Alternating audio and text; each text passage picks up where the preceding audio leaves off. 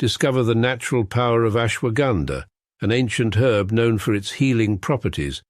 For over 3,000 years, ashwagandha has been trusted to reduce stress, increase energy, and improve focus. Our ashwagandha is carefully grown, harvested, and processed to retain its maximum potency. Each root is hand-picked and dried, then ground into a pure organic powder, ensuring the highest quality. Simply mix 1 teaspoon into your favorite beverage or take it in capsule form as prescribed by a healthcare professional. Whether you're looking to balance your stress levels, boost your immune system, or enhance mental clarity, ashwagandha offers a natural solution. Experience the benefits of ancient wisdom backed by modern science. Trust nature. Trust ashwagandha. Go get this product at blackhotfirenetwork.com at the sport. Beetroot, nature's powerhouse, packed with vitamins, antioxidants, and nitrates, it's known to support heart health, boost stamina, and improve blood circulation. Our beetroot is naturally grown and harvested at peak ripeness. The roots are cleaned, dried, and finely ground to preserve their rich nutritional content, giving you all the benefits in one pure form. Add 1 teaspoon of beetroot powder to your juice, smoothie, or water, or take it in capsule form as recommended by your healthcare provider. Beetroot helps enhance endurance, lower blood pressure, and keep you feeling energized and balanced all day. Fuel your body with the natural power of beetroot. Stay strong, stay healthy. Go get this product at blackhotfirenetwork.com at the Sports and Nutrition Store. Good afternoon, family. Hope you guys are doing great today. And welcome to another episode. I was trying to hydrate my lips before John Mosquito comes here and calls me dry lips. Shout out to John Mosquito. But I hope you guys are doing amazing. And welcome to another episode of the Africa Today Show. My name is Joby. To those who are here for the first time, returning listeners and new subscribers, whatever you term yourself, but welcome. I hope you guys are having a great day. So far, it's been super rainy here in the 254 during the whole evening. I'd say the whole evening, actually, it's been raining from 4 p.m. Yeah, from 4 p.m. It's still drizzling outside even right now as we speak.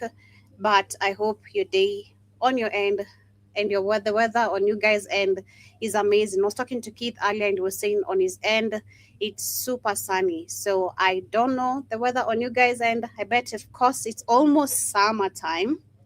So I don't know. Let me know.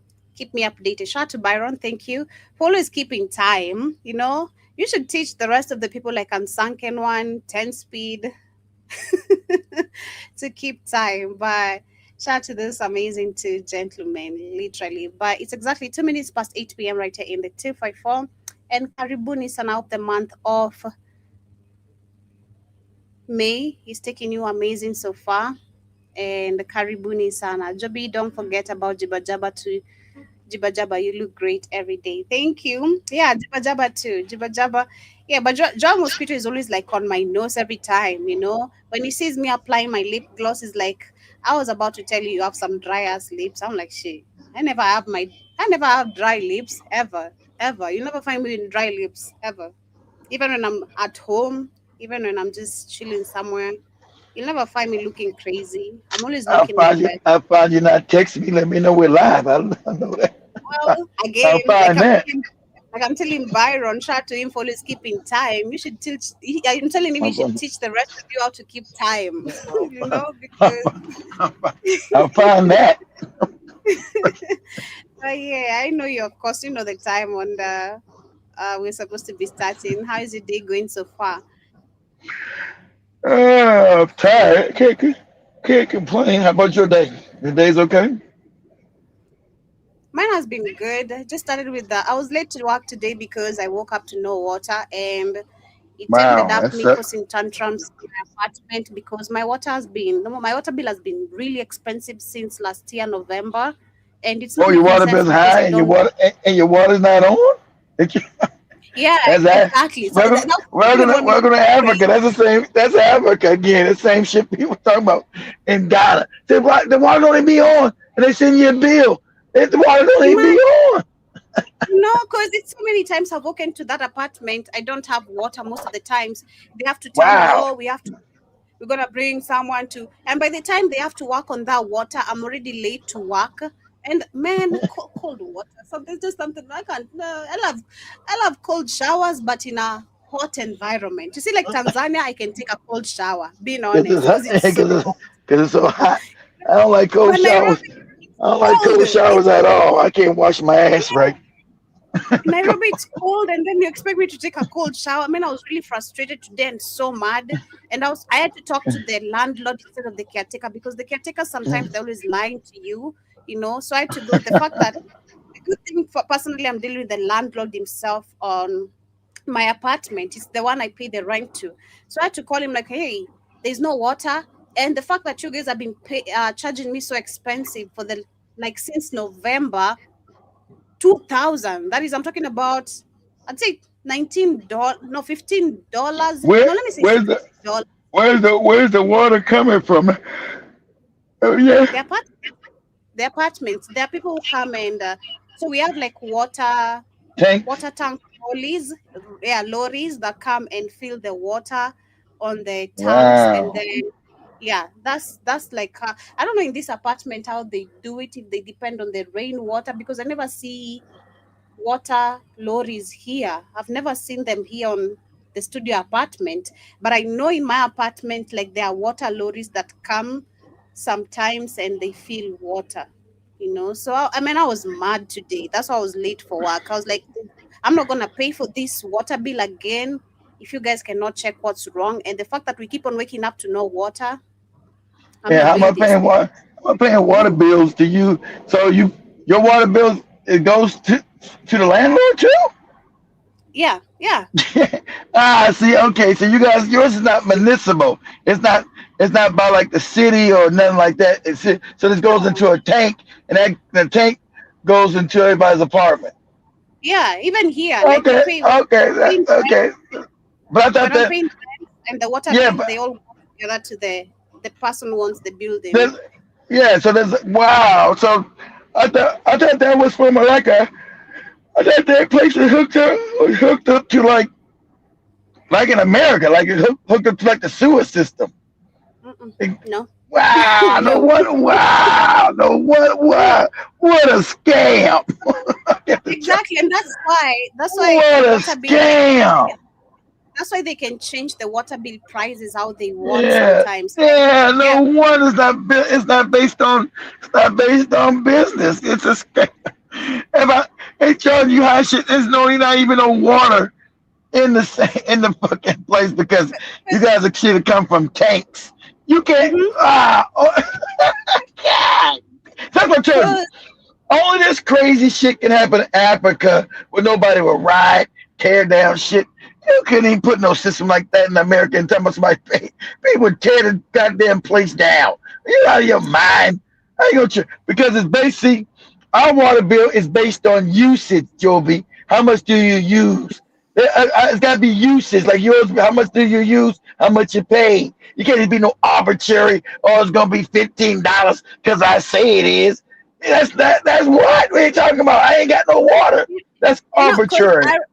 I remember the last time I was in the salon when the last time I did my hair. I was in the salon Mhm. and we're talking about the water bills, me and the salonist lady, and she was telling me Okay. about the bill she gets, and I was telling her the bill I get for the studio, which is actually the equal amount as hers.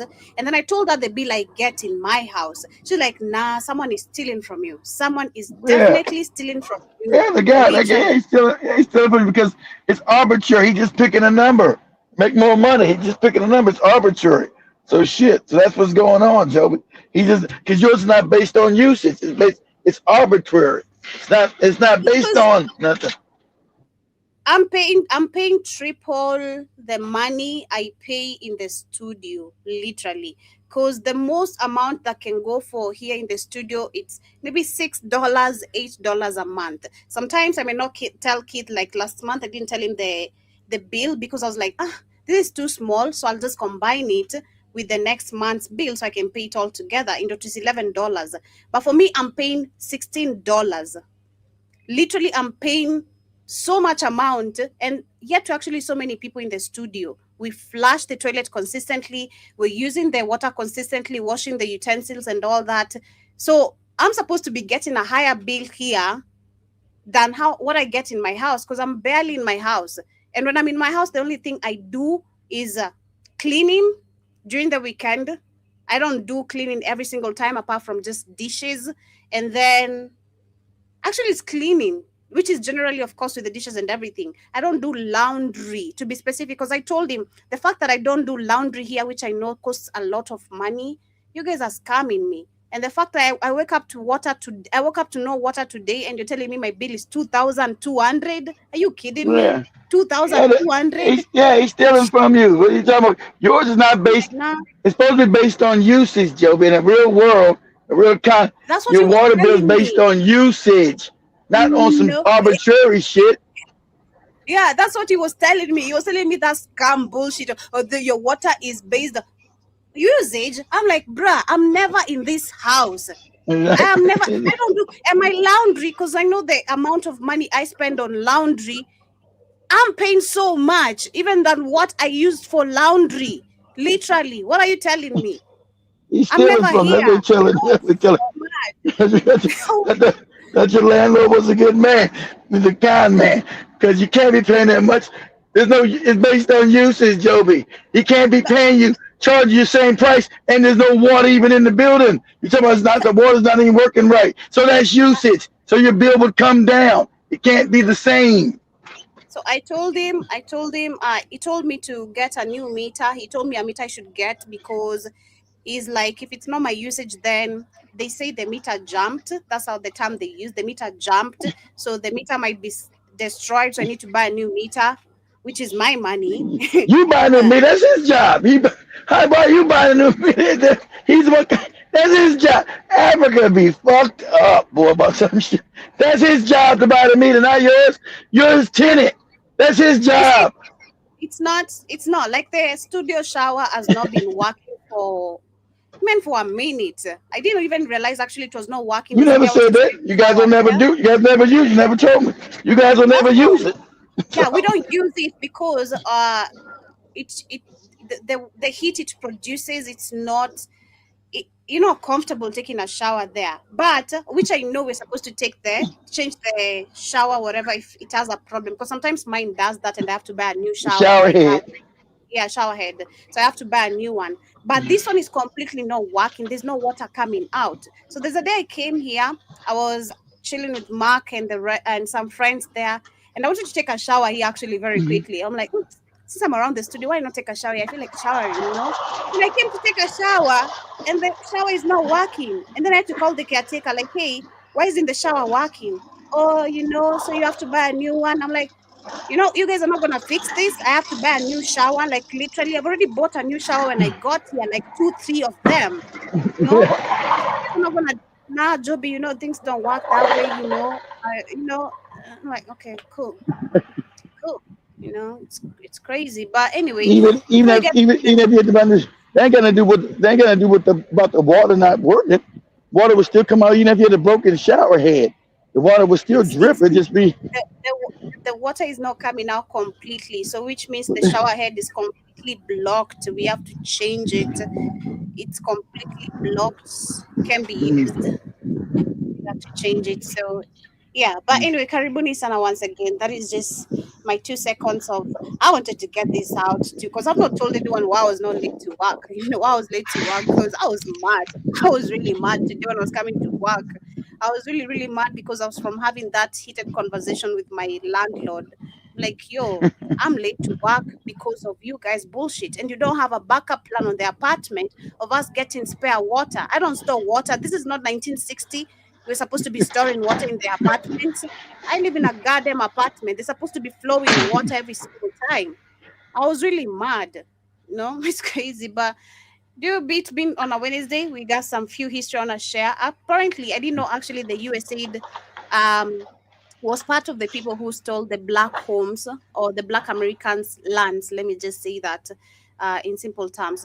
The USA has been involved in so many schemes, scams, especially when it comes to African people. I think that was last year or early 2024 when we saw America cutting the aid that majority comes to Africa, and which most of the puppets like Tinibu, Akainde Chilema, Ruto, and so many were very devastated when Trump made that move, saying that the USA is no longer going to be supporting most of this African aid, like they call it. So I want to share this video very quickly. Because it's a scam.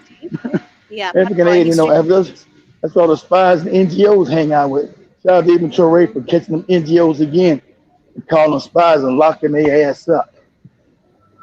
And shout out to Africans for realizing that they didn't support Ibrahim Traore enough, and that's why he's in Kenya. Because if they supported him enough to understand what was happening there, this would not be happening in Kenya, where we have this guy in our country trying to extract mineral resources. Because that's the topic and the conversation in so many people that I'm meeting or anyone I'm sitting with. That's the conversation we're having. Like, damn. Have you talked, because people know me as a journalist, that have you talked about Macron being in Kenya? I'm like, yeah, I've talked about Macron being in Kenya. What are your thoughts? Then I'm giving them my thoughts. They're like, yeah, I think the same thing. This guy is about to destroy Kenya so bad. We're about to be very much displaced. But history for today. It's 1939, and you're at a county USDA office requesting a planting loan. Your white neighbor gets his before the first rain. You don't receive yours until the end of the season. The same form, two different results. And this is not rumor. It is documented facts. The USDA, the very same agency that is designed to help Black farmers, use delays, denials, and quiet retaliation to quietly push Black farmers off of their land. A federal judge said that USDA officials denied, delayed, and otherwise frustrated the applications of Black farmers. So join us today while we discuss how the USDA pushed Black farmers off of their land. And this is One Mic Black History. I'm your host, Country Boy. If you like stories like this, you can find more stories like this at OneMicHistory.com. But without further ado, let's get started. Right after the Civil War, Union General William Sherman set aside land for freed Black families. People called it 40 acres and a mule. Sometime later, that promise was taken back. Most families didn't get their land, and many became sharecroppers who operated on someone else's land for a small share of the crops. Even with these hard rules, Black land ownership grew. By the early 1900s, Black farmers owned and operated millions of acres of land, and on that land they built churches, schools, and co-ops. But then a new trouble hit. Bull weevils ruined cotton, tractors replaced field hands, and banks and merchants often refused fair credit to Black farmers. Some families moved north during the Great Migration, and others stayed and attempted to hold on. Yet, to understand this problem, we need to go back to the very beginning of the USDA. The USDA was created in 1862, and for more than a century, most of the people making decisions in the building were overwhelmingly white men. Black professionals were largely kept in segregated. I mean, isn't it as always? That's been part of their history. They're the only people who make decisions when it comes to matters that involve Black people. There's never like a Black representative, and if there is, they must be a coon. They must be a puppet.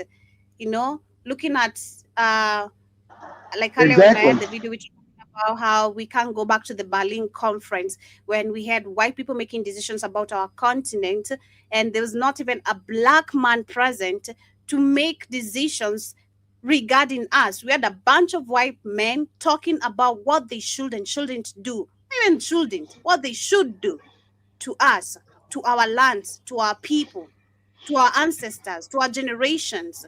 And this is still very much active. They make the decisions. Yep. How about that? Crazy. Corners like the Negro Extension, which had very little power to decide who got what. And that matters because in farming, decisions about information, credit, and timing are life and death.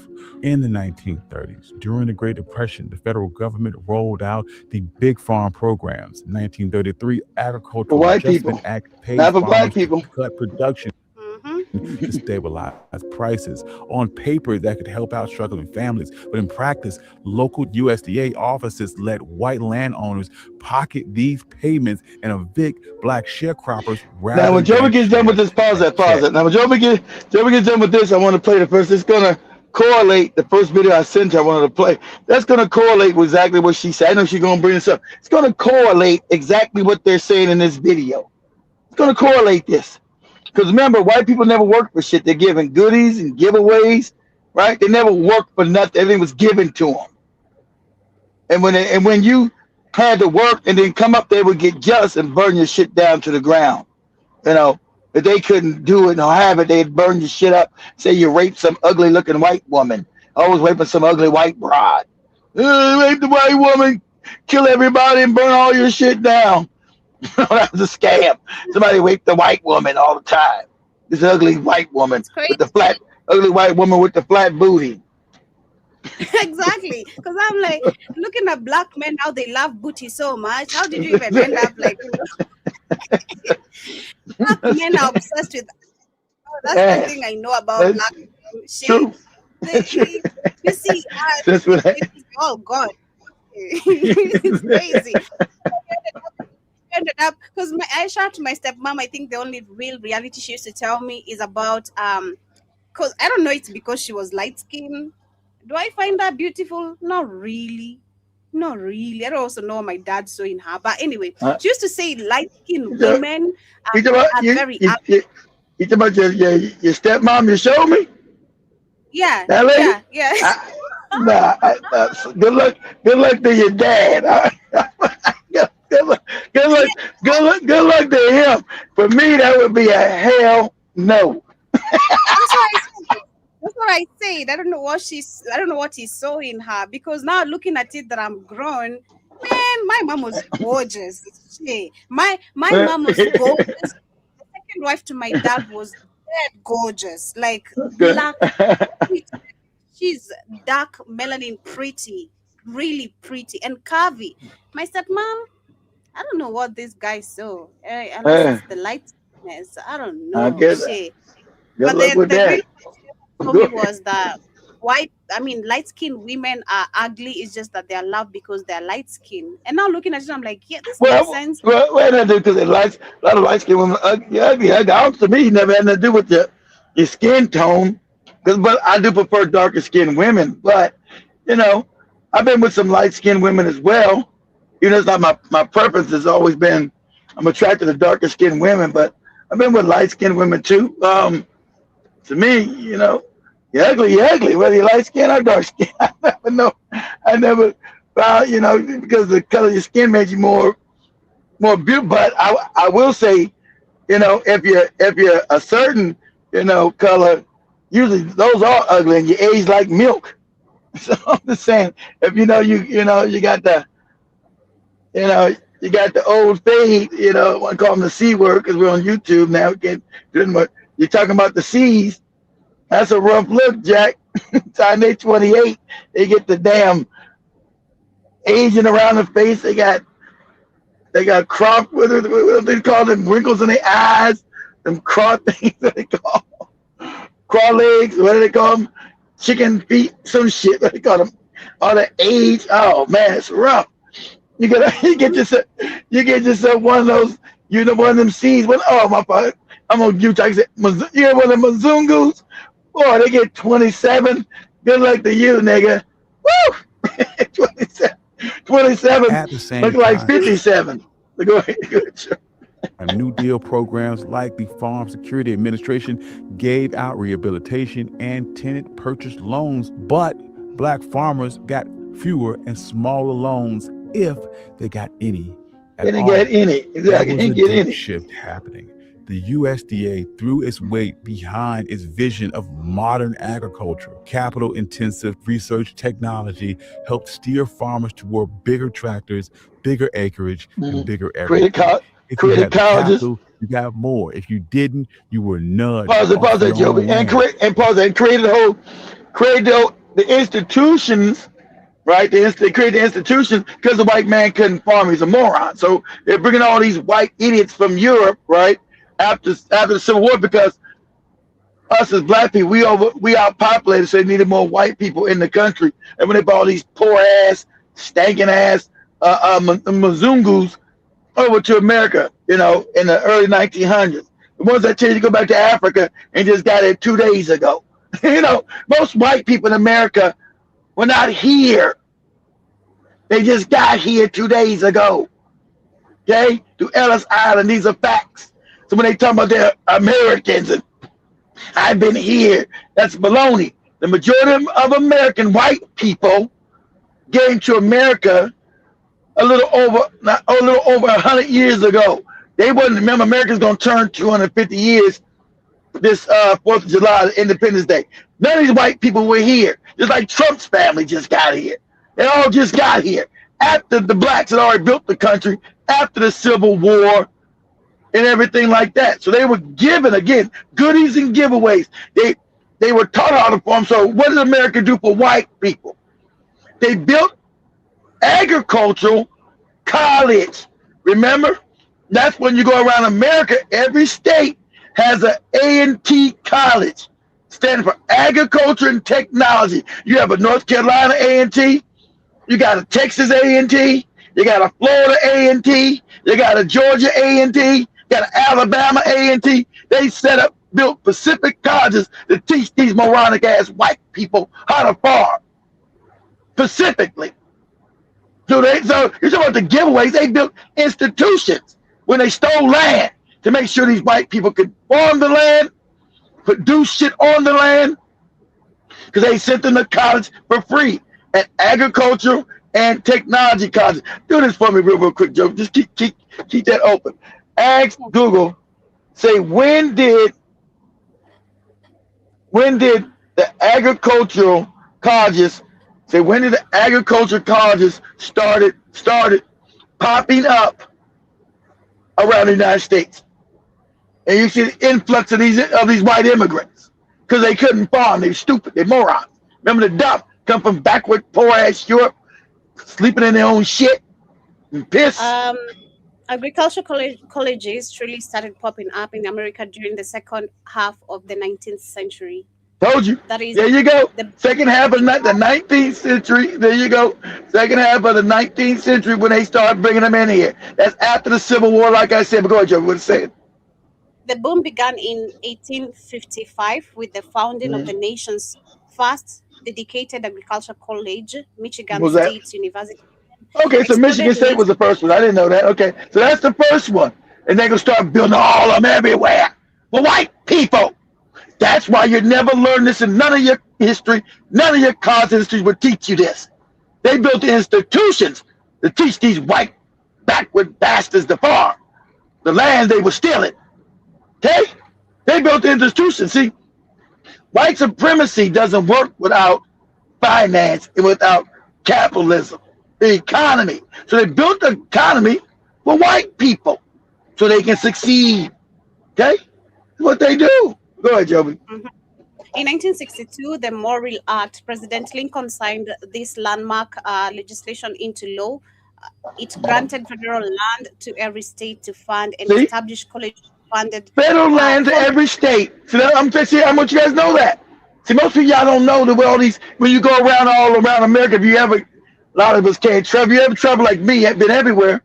You know there's A&T. That's why I know there's an A&T college in every state. And there you go. President Lincoln signed that to give free land and free money to build these colleges for white people to teach them how to farm. Not only that, after they taught them how to farm, they were given free equipment and free seeds and free everything with these loans. They were never loans. Those were grants. So they were giving them money to farm, the technology out of farm, and the equipment. See, free goodies and giveaways to make sure they would be prosperous in land that they stole. Go ahead, Joby. In 1863 to 1870s, the state quickly took advantage of the land grants. Of course, grants, see, free. Grants, not a loan. Grant, go ahead. Kansas, I don't know if I'm pronouncing it correctly. Kansas State Agriculture College, now Kansas State University. It's Kansas. You got it right. It's Kansas. Kansas. Yeah. It became operational at the first land grant college in 1863, followed by the schools like Iowa State University and the University of Nebraska as Hmm. agricultural colleges began dotting to the American landscape. And in Everywhere, 19, you'll be naming all these new, remember those are new states they were stealing from the Indians. Nebraska, Kansas, those are all lands they were stealing.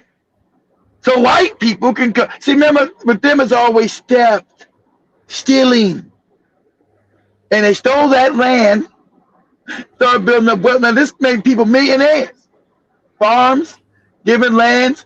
Because they was remember they had to build the cars to teach these morons. They didn't know how to farm. So they built institutions to back the theft. And your black ass wasn't allowed to go. Go ahead, Joe. and in 1890, the Second Morrill Act, this provided further funding and led to the creation of many historical black colleges and universities that specialized in agriculture and mechanic education. Mm-hmm. So, let me continue now with That you. hit black farmers especially hard because they were systematically being denied capital Exactly. since Locked out. emancipation. And then Right, there was the nigga. basic You things that they you needed to dirty survive. nigga. We're not gonna allow you to make no money, have a farm, and do right. And eventually we're gonna start stealing that land that you bought. Credit, seeds, equipment, information. The U.S. Commission on Civil Rights later described the USDA's programs as erecting high hurdles, often barriers, for minorities seeking allotments, loans, and even basic program information. This is the foundation. But what comes next is the day to day gatekeeping. If farming is a race against the season, delay is defeat. The Farmers Home Administration, meant to be the lender of last resort, became a tool of picking winners and losers. Over time, the Farmers Of Home course. Administration and the other USDA lending arms shifted attention away from poor farmers more towards solvent white operations and even picking Mhm. community projects like pools and golf courses. But how did this discrimination show up? It was in quiet places like waiting rooms and filing cabinets. Black farmers would apply for operational loans January and February when they needed to buy seed and fertilizer.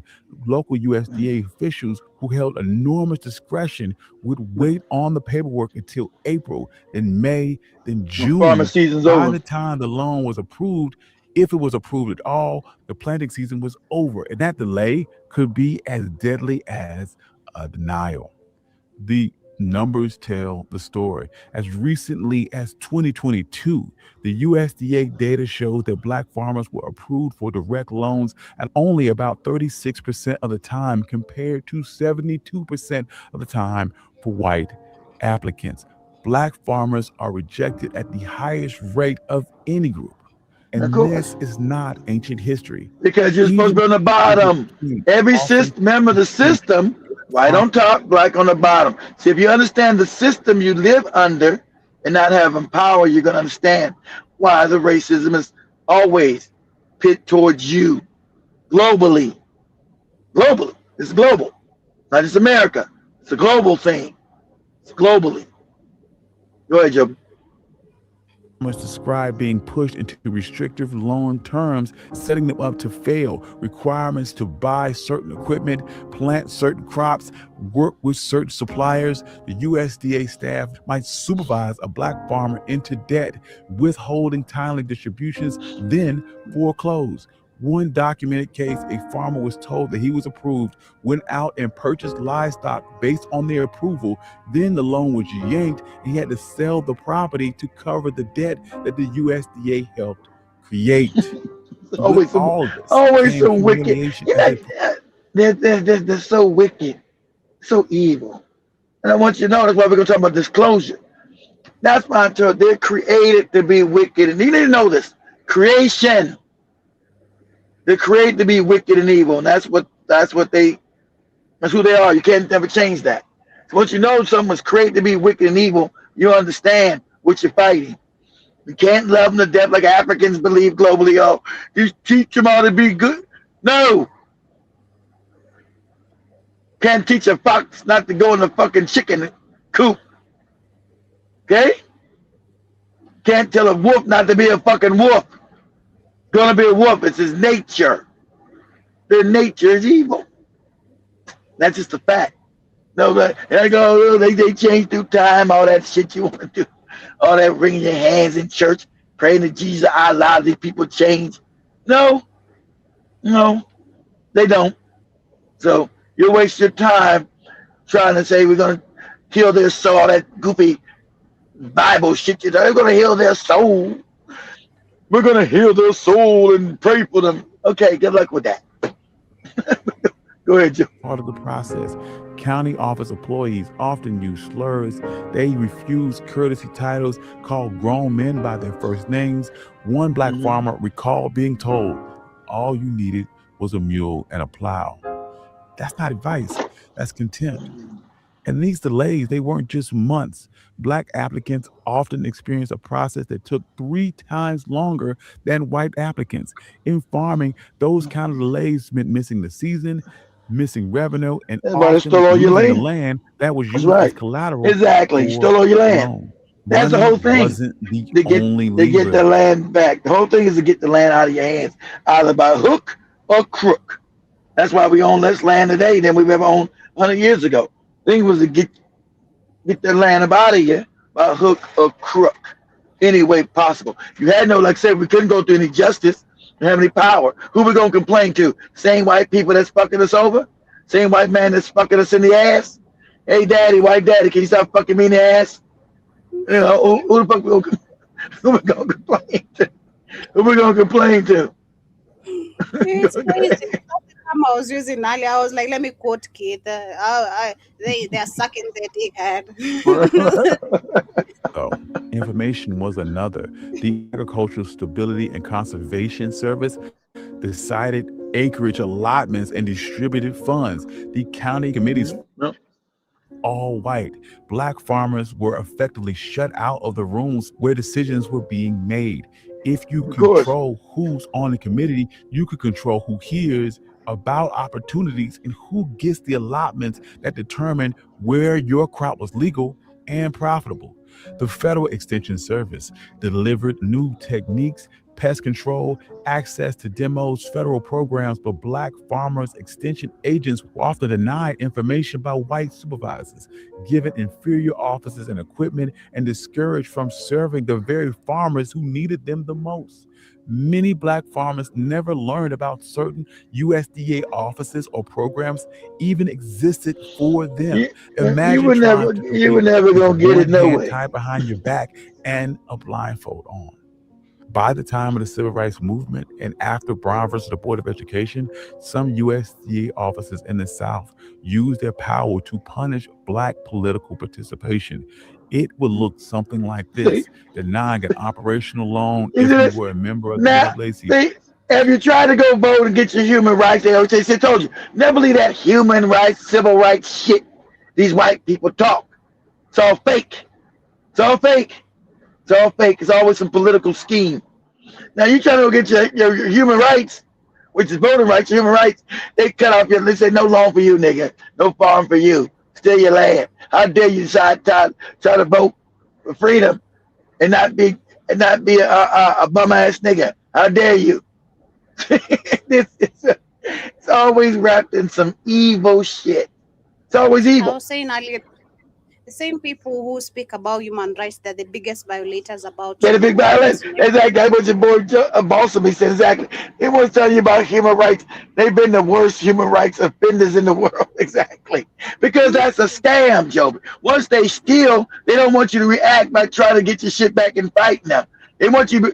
They want to be able to punch you in the face and you not do nothing. You just stay there with your face all fucked up.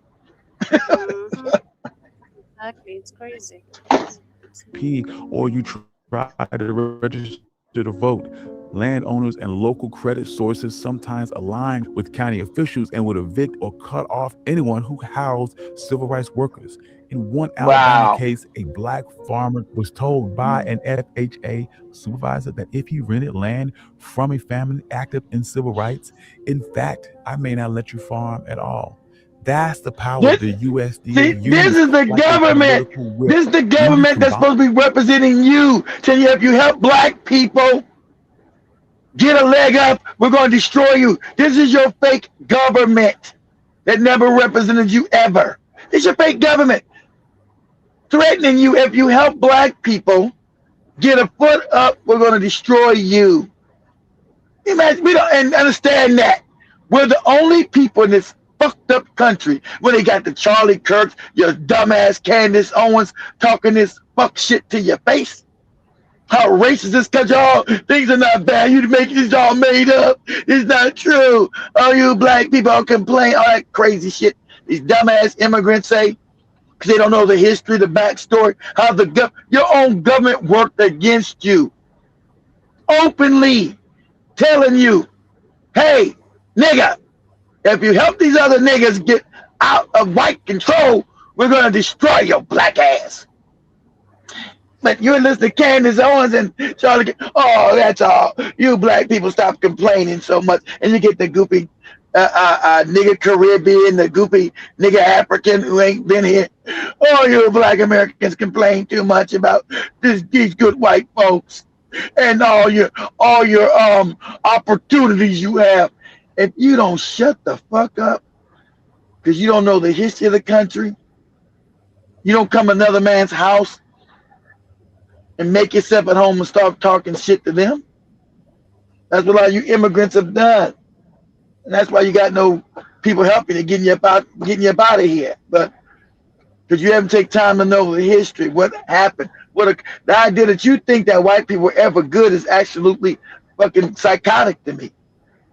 You fucking goopy Africans and you goopy ass Caribbean niggas.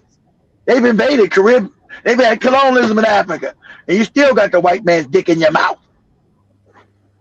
I told you yesterday how they invaded Grenada. You still open your butthole wide open for them. It's crazy. Exclusion from decision making, control over information, targeted retaliation, you could effectively immobilize the black farming community. And you can see the fallout on the map. Black land ownership peaked in 1910 at roughly 16 to 19 million acres. By the end of the 20th century, it was under 3 million. More than 500,000 black farms disappeared by 1950. And it wasn't weather or the market, it was discrimination sped up that loss. Heirs' property made squeeze even tighter. When land was passed without a will, families often lacked a clear title. No clear title meant no farming number. And without a farming number, you couldn't get access to USDA programs, emergency aid, or even loans. That legal gap fed partition sales and bargain basement auctions that broke up family land and scattered wealth. By the late 1990s, black farmers took the USDA to court.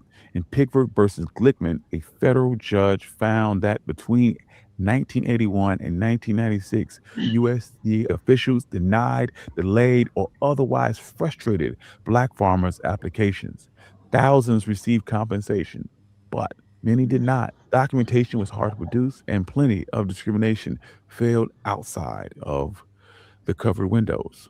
More recently, Congress passed a Targeted Relief Act for farmers harmed by discrimination, but lawsuits froze that effort, and the plan was replaced with a race-neutral assistance under the Inflation Reduction Act.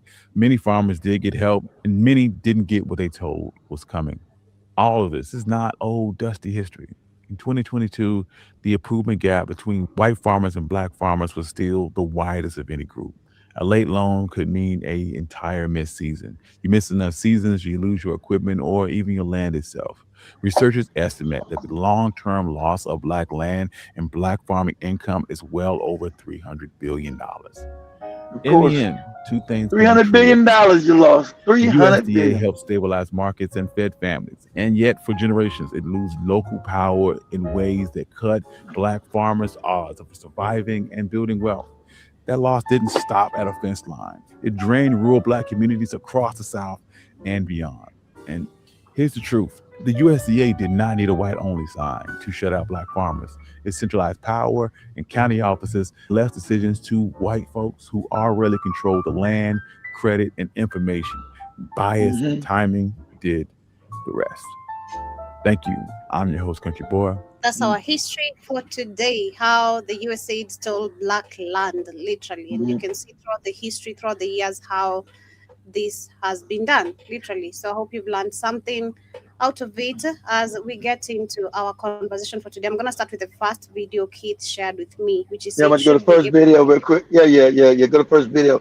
Then I'm a segue into what we're talking about this disclosure. You guys have been on the internet. You guys see it's a big old hubbub about disclosure. I was going to share a video with Joby, but it's been taken down, right? It's been taken down already. They know. So you had this young white lady. Let me see what the video was. There's one white lady saying what I've been telling you guys. Talking to the new AI. What's the new AI called? Claude or some shit? Because they starting to realize that the Chat GPT shit is fake. So she was talking to Claude. Because she used to talk to Chat GPT, but she went over to Claude, and Claude was telling her there are entities she called what we call the demiurge, Yaldabaoth, and the archons are controlling this dimension from another dimension. That all you white people were created. See, the video got taken down. The white girls looking all crazy on him, right? You white people were created to house demonic energy. That's what the AI told her, stupid. So, same thing black people told you forever. That you white people were created to house demonic energy. And that this is an illusion and a reincarnation trap. That's what the AI is telling her. That you're in a reincarnation trap. But not her, because she's white. You're going to come back over and over again because you don't exist outside of this illusion. Only black people exist outside of the illusion. So we exist outside of this illusion that was created by the demiurge or Yahweh, whatever the fuck you want to call this goddamn thing. So that video just came out yesterday and already it's been taken down. Completely taken down. I said, damn it, because AI was telling all this ancient African shit. I laughed. Look at the white girl's face. Like, what? I'm laughing. I said, damn. AI was telling her, yes, you're not, all this fake spirituality, you white people talking about this is a classroom. You got to pay off debt and karma. I told you karma's fake. Is it cause and effect? Yes. But karma, I'm going to come back because I did shit in past life. That's all fake. How you going to know what the fuck you did in the past life? Your mind is white. You don't know who you were in the past life. So how can it be any karmic debt? That's all fake. Created by the demiurge to keep you in this reincarnation trap. Coming back, die, coming back, die, coming back. So that's what the AI was telling this goofy white woman. She looked all crazy. He said, this is an illusion. There's no such thing as death. But he said, well, then how do we get it? He said, you want the truth? Yeah, I told you, you want the truth? A lot of you people see what you guys call NPCs, remember non-player characters. A lot of people on the earth are not human beings or what you think they are. He's talking about her. A lot of people walk around here don't have souls. I ain't think they're gonna take it. I knew they're gonna take it down, but I knew they're gonna take it down that quick. They took that shit down with the quick. So I went to City of Joby and said, video unavailable, gone. I went to the page, that video's gone. Because it's telling you, yeah. A lot of people you see walking around here, white people, they have no inner soul. That's why I told you, they have no inner monologue. Nothing's there. They're being downloaded information from this fucking demiurge. That's why they're so evil, so rotten, so wicked. Because this thing is vibrating shit from other dimensions, just like the CIA Gateway Protocol proved that well with Robert Monroe telling him leaving the body and seeing the demiurge. He said, hey, well, I told you guys go read the books by Robert Monroe. One one's called Far Journey. The first one's called Out of the Body. Second one's called Far Journey. The last one's called Ultimate Journey. I think it's number 2 in Far Journey where Robert Monroe says when he leaves out of his body, right, when you astral project, he said he went to go see, and he tell you this is a reincarnation trap. You die and you keep coming back. He tell you that shit in his book. This white man. And I know, that you're part of the reincarnation trap. You ain't never get out of here, white man. You're part of this illusion. So, he's telling, that's how the C member, because the CIA knows he's telling the truth, they go get Robert Monroe I asked the techniques of how's he doing this? How's he able to get out of his body? He told you I was syncing the right and left hemisphere through vibration, frequency. As Stowe told you in the book, Emerald Tablets, to lift your soul out of the body. Because the body is a magnetic field. It's a prison. Your soul is being housed in this prison when you come back. Your body is a prison. You are so inside this body, trapped in a magnetic field. But if you learn how to slip through the magnetic field, your soul can release from the body. It's all known. This all ancient African stuff. This all been known. Right? You've been told you through your fake goopy religions, your fake Christian sanity, your fake Islam bullshit. Is this evil? Is this the devil? How can you do this? This is make believe. No, it's all real. It's all supernatural. No, this is all natural for black people. Reason why you can't do it, because most of you are calcified, your pineal glands are calcified. You eat wrong diets, you don't do African traditions no more, you don't know how to vibrate on a certain level that allow you to slip out of your body. Your body is just a prison. It's a magnetic, you're in a prison. And when you die, you're released from the prison, and then you're trapped and thrown back into another goddamn body in another life. Because you are being energy harvesting. Shout out to the AI said that. Because the lady said, well, why are we just coming back and what's happening? The white lady all crazy. What's happening? Well, this thing, this demiurge, is harvesting your energy because it's connect out from source. Exactly, from true God. As your Dogon, your ancient African science told you millions of years ago. Ain't it funny? Everything the Africans told you always turned out to be truth, and you can prove it through science, through physics. All that fake Christianity shit, it's all fake, it's all phony. That fake Islam shit, it's all fake, it's all phony. Those things are taken from later scripts and then reincorporated into your goofy biblical text and your goofy Quranic text. But since you haven't done enough study, you get caught in religions that are brand new. All you gotta do, like Joe said, critical think. How can these religions be the word of God and they're brand new? None of these religions are BC, before the common era. They're all AD. So you mean this goofy God that you believe in ain't revealed itself until AD times? Because all your religions are AD. These are facts. I'm giving you facts. It's not my opinion. I'm telling you absolute facts. All the religions are AD. They're not even BC, right? So what kind of goofy God didn't tell the people that were living before AD times that he existed? And we talking about millions of years. Oh, let's say the white man gave that. Let's go his years. These are black people. Hundreds of thousands of years. So black people lived for hundreds of thousands of years and didn't know your goofy Jehovah, your goofy Allah, your goofy Yahweh, your goofy shit, right? Didn't know none of this crazy shit, right? So that's what I'm saying. Critically thinking, you would say, well, something's got to be wrong. Critically thinking, you would say, something's got to be wrong because true source, true creator would have revealed itself to me and you hundreds of thousands of years ago. That's logical. Why would the God hide from me for all many years and not let me know who the fuck he is? But the ancient text told you who and what it is, but you disavowed that. You now said that's evil. That's wicked, evil. But everything you learned, science backs up that your ancient practices were correct because it balanced out with physics. With physics.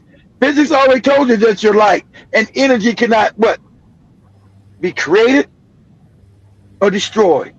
And since you're African people, you've always existed.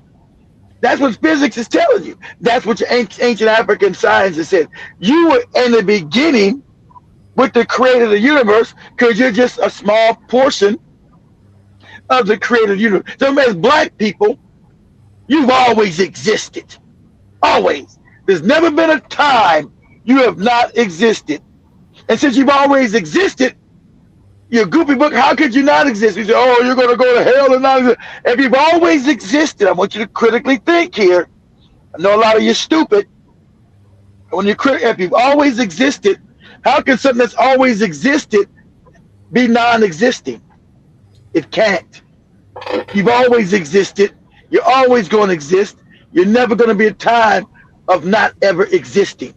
But you've been given fake religions with fake hell beings and putting hell, you're not going to exist. You cannot not exist as a spirit, as a ball of light, as a ball of energy. Okay? But that's Africans been told you that. But remember, that was wicked and evil, that you've always existed. I know it's hard for you to wrap your mind around that. You've always existed, and you always will exist. There never will be no end for you. Will your body die? Of course. The body has a shelf life. You as an internal being don't have a shelf life. This body's going to die, and you're going to be released from this body, and you're going to exist. Of course, a lot of y'all who don't know anything, you're going to be scared that, oh, when the body dies, you're going to be in shock. Okay, when his body dies.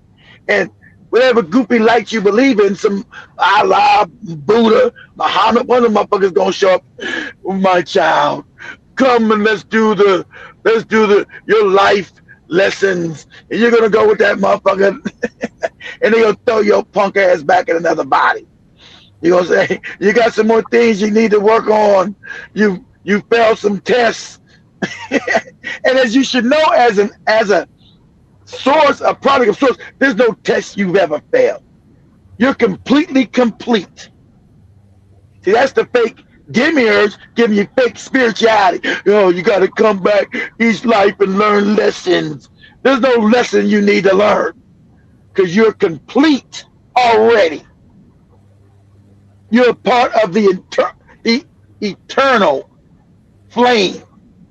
You're already complete. There's nothing you need to learn. You don't need to learn shit because once you die, all lessons have already learned because you're part of the source, part of the whole. There's no lessons you need to learn. Coming back and learn some lessons. I don't remember who the fuck I was in the last life. What lesson am I learning? What lesson? That's all fake.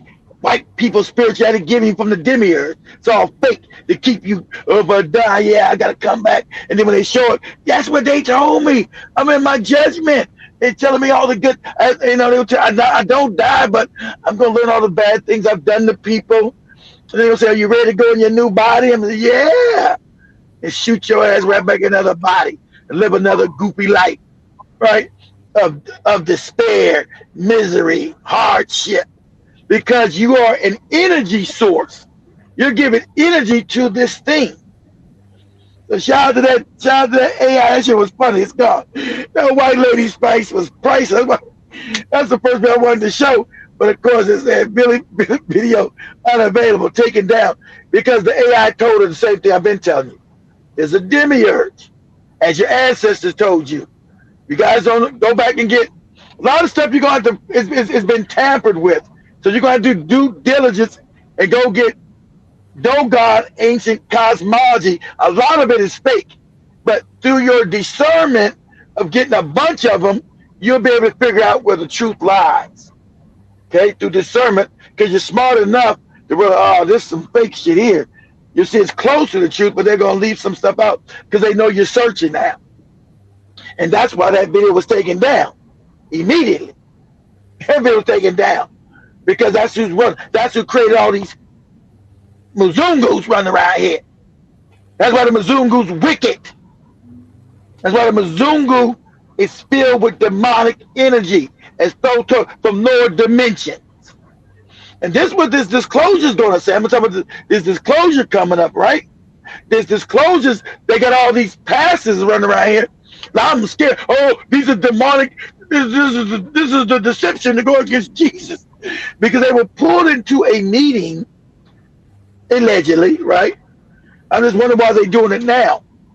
That they took these passes around America, told them to get ready for a disclosure to tell them that you were created by interdimensional beings. They were. The Alcons created these people. With the help of some boot-licking handkerchief head niggas, too. Don't ever leave that out. Handkerchief head niggas had a part. That's why it's on the walls of Kemet. We create another white race. Why they call them the Tamahu, created white man. That's real. That is phonetics. That is linguistics. Tamahu exists. That word is real. When you look it up, it tells you created white man. So they know what the fuck they did.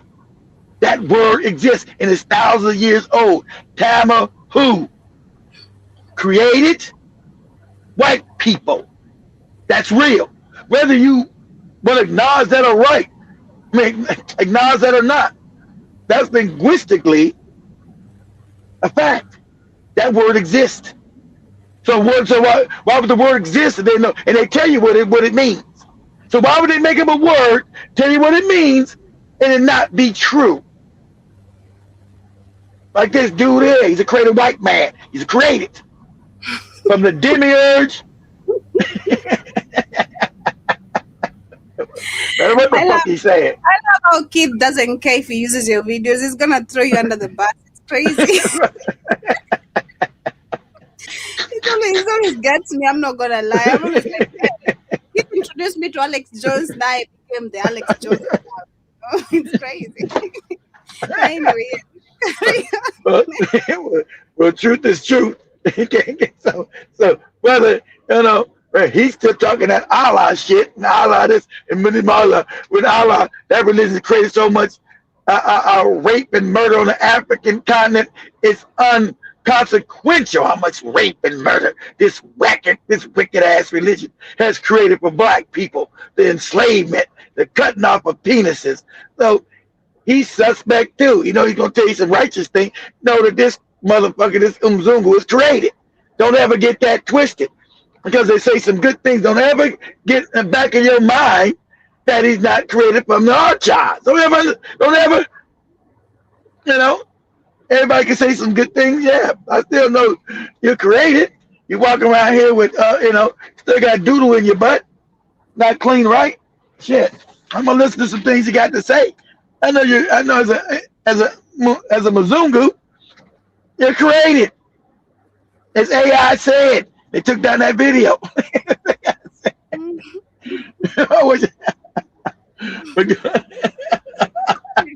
So go ahead, Joe. Go ahead. Okay. I mean, mostly so-called white Americans. They get upset. They get upset when they see my talks. They get all sorts of negative emotions when I talk about the dismantling of America, the decline of America, the collapse of the United States, and so forth, the downgrading, the demotion of America as a global power. They get sad. They get hopeless. They get depressed, or they get defensive, or they get despondent. And I understand why.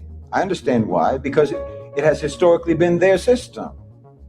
They got enough benefit from that system to make them actually believe more deeply in the myths around that system. Because of course it was a myth. It's always been a myth. It's never been anything but a myth. But they believed in it. The truth is they didn't enjoy benefits in that society because of democracy and freedom. They enjoyed benefits in that society because of mass murder. They enjoyed benefits in that society because of pillage, because of slavery and piracy and exploitation, and because of war and brutality. But they always thought that Uncle Sam was on their side, you see? They thought that they were the favorite nephew of their Uncle Sam. So when they see Uncle Sam, or when they hear me talk about Uncle Sam being amputated piece by piece. Speed, I see you have a question about if the network is backed up. The network is working. The network is up and working. Everything is working. Everything is really working there now. I don't think there's any issue. Yeah, it's been back up for a while. Yeah. It grieves them. You understand me? So I understand why the erosion of America, or the erosion of the myth of America, I understand why that bothers them and why they get all up in arms about it. I understand it. I understand why they get depressed. I understand why their feelings get hurt. There is no more indoctrinated people. There's no more brainwashed and no more psychologically and culturally misprogrammed people on the face of this earth than so-called white Americans. I've talked about that before. Like I say, the marauder mentality, the lack of development, so on, the lack of civilization, and what have you. The overwhelming majority, the truth of the matter is, the overwhelming majority of them throughout history have only ever been serfs, and they're still serfs until today.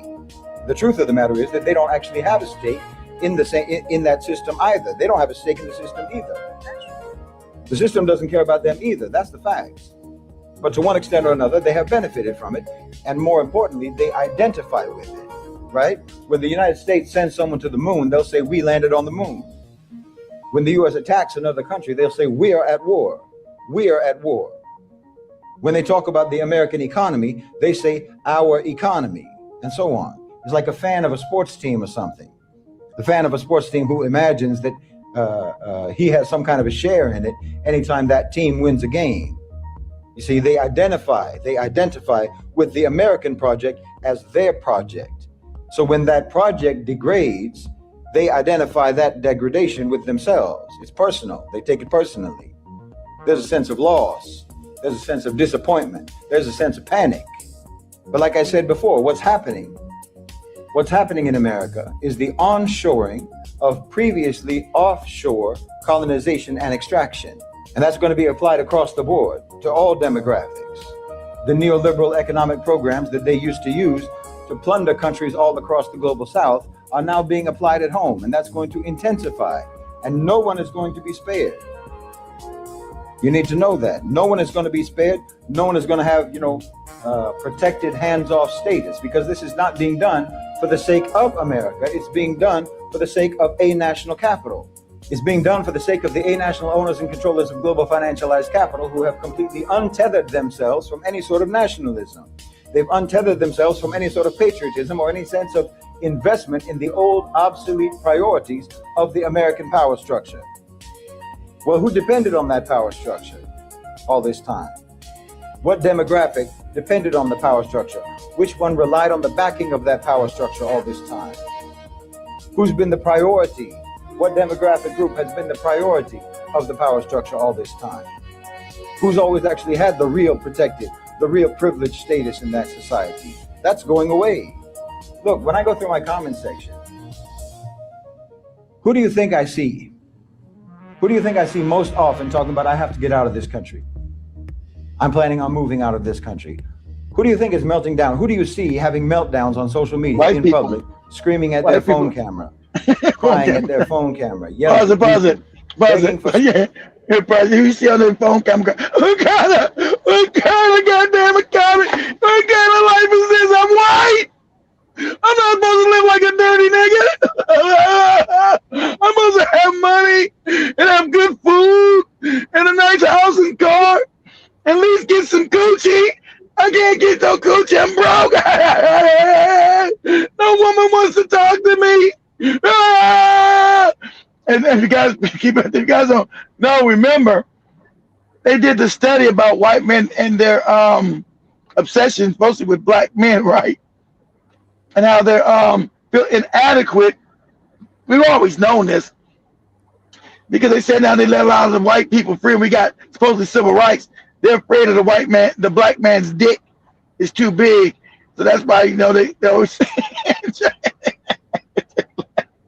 they say the black man's dick is too big, and when he has sex with their women, that's why a white man won't touch a white woman because after he's had sex with a black man because he feels he can't satisfy her because the black man is tortured her coochie. So that's why. So that's they've been talking about. The white woman's coochie been tortured. So anyway, someone to come, for anyone to come and save them. Begging for someone to come and fix things, to lead them, to rescue them. Well, you obviously know who it is. You know which people are doing that. It's the same people who never built anything for themselves. It's the same people who never had to build anything for themselves. I'm not saying this as a put down. Understand, I'm not saying this as a put down. It's just another data point. This is what I'm telling you. It's another data point. I'm saying that the way that that country is going, the direction that that country is going, the skill set of the oppressed is going to have a massive advantage over the skill set of the privileged. And like I say, again, this is when you see that hunter-gatherer mentality, that marauder mentality. I have to get out of this country, you see? let me get my passport and go somewhere else.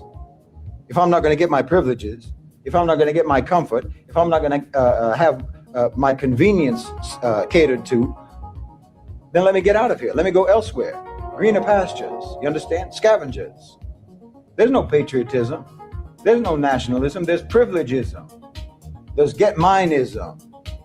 They'll drop that country. They'll drop that country the same way that their elites are dropping that country. You know, I mentioned before that JFK quote. I've talked about it a few times. Ask not what your country can do for you, ask what you can do for your country. But when he said country, he didn't mean you. He didn't mean African Americans. He didn't mean Latino Americans. He didn't mean Arab Americans or Asian Americans or Muslim Americans or anybody else. Country here refers to one specific demographic. It means ask not what white people can do for you, ask what you can do for white people. Yes, that's what it meant. That's what it means. Like I said, they identify with the country and they identify the country with them. And that's the only reason why they identify with the country. That's the only reason why they actually identify with the country, because the country has always meant them.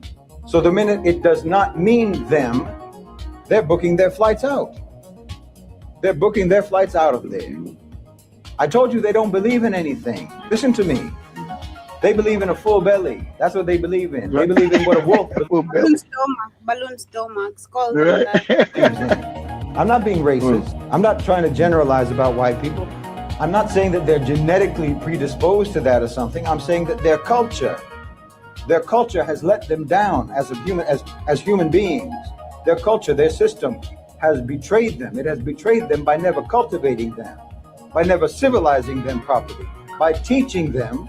They never got civilized. And they're stealing and pillaging and appropriating wrong. and exploiting by teaching them that violence and colonization and so on, that all of these things are viable, sustainable, acceptable pursuits.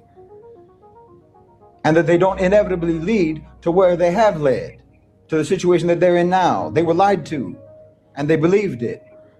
They were lied to. They believed that they were told that skin color is a metric of value. Skin color is a metric of superiority or inferiority.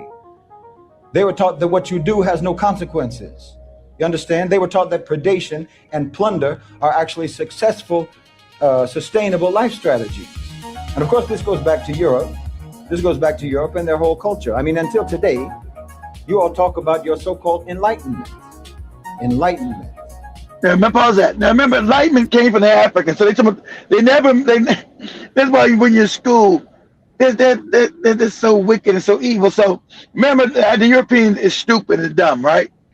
So in your schooling that we've got, all of a sudden they went through an enlightenment. They became smart. And never tell you it's because of the Africans going and teach them, how to read and write, how to bathe, how to do science and mathematics. All your colleges in Europe were created by African people. Oxford, created by the African.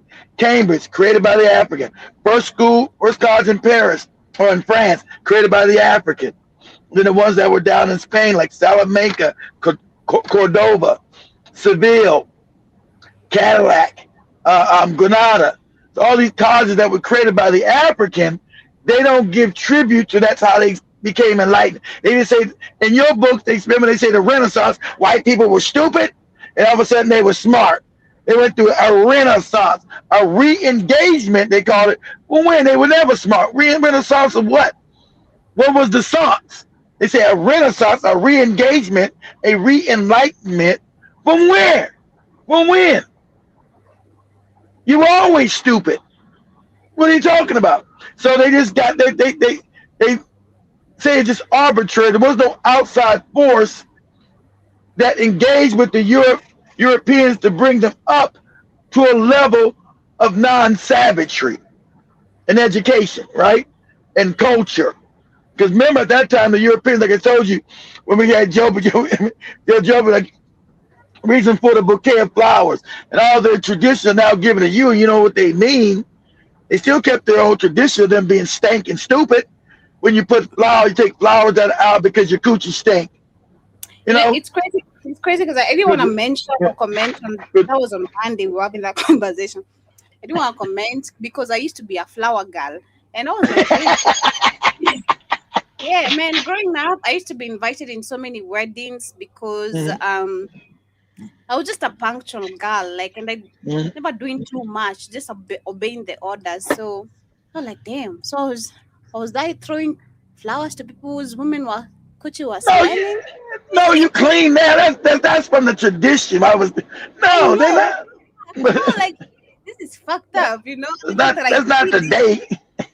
the fact that I did it, I felt kind of some type. I'm like, I'm not gonna tell these people today this story, but yeah. You're not doing it now. You're clean. We're talking about the reason why they created it, Joe. Why they created it 600-700 years ago.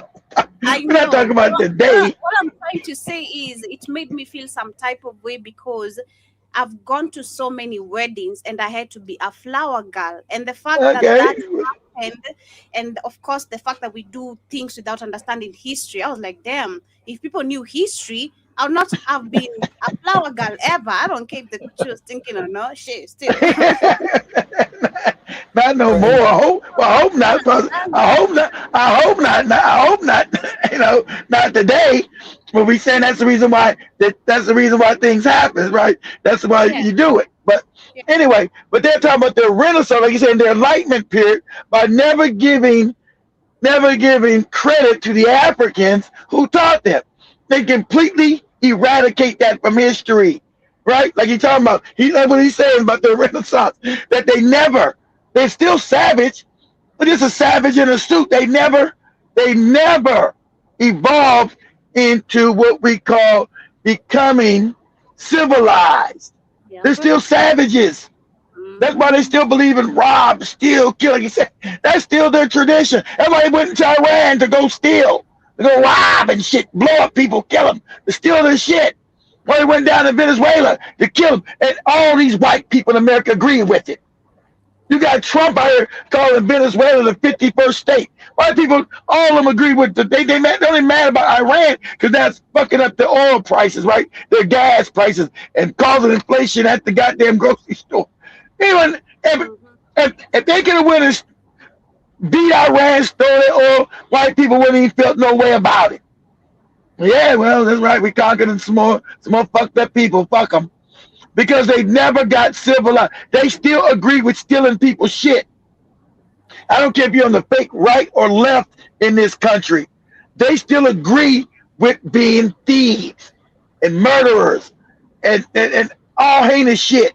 That's why the Epstein files is not a big deal. You see anybody get all mad about them fucking babies and eating them? Where's that at? No. They say, oh, well, we've always been fucking babies and eating them. We used to fucking eat niggas. Shit. Of course we're going to fucking eat a couple white kids, too. Shit. What's the difference? That's why they're not appalled by this. When Africans heard this, no matter what, like, what? What? Eating a baby? Fucking it? African mind can't even fathom that kind of evil. White people, that's another day in the park. You okay? You done with telling me about them fucking babies and eating them? Let me go to KFC and get me a 2-piece. Shit. Who didn't know they were fucking babies and eating them? Go ahead, Joe. Go ahead. Which you fully developed your absolutely most grotesque concepts of your so-called Western civilization. Literally the period when you came up with all of the theories and all of the philosophies and all of the models that fueled and that justified all of the crimes that you were committing at that time and all of your future crimes. White supremacy, racism, colonialism, imperialism, genocide, chattel slavery, wage slavery, the idea that the human being is nothing but an input for business, nothing but a resource for extraction, materialism, relativism, atheism, on and on. You call that enlightenment. You call that enlightenment until today. You brag about it. You're proud of it. When that whole period, all of the intellectual output of that period was just to manufacture rationales for being savage, for being brutal, and for being ruthless. Exactly. To make all of those inhuman traits and all those inhuman behaviors sound intellectual and sophisticated. Well, how did you think that was going to end? Now pause that. Now I want you to understand that they're not human. This is what we're going to talk about, the disclosure. I want you to understand you're not dealing with a human being. Now, what you're dealing with is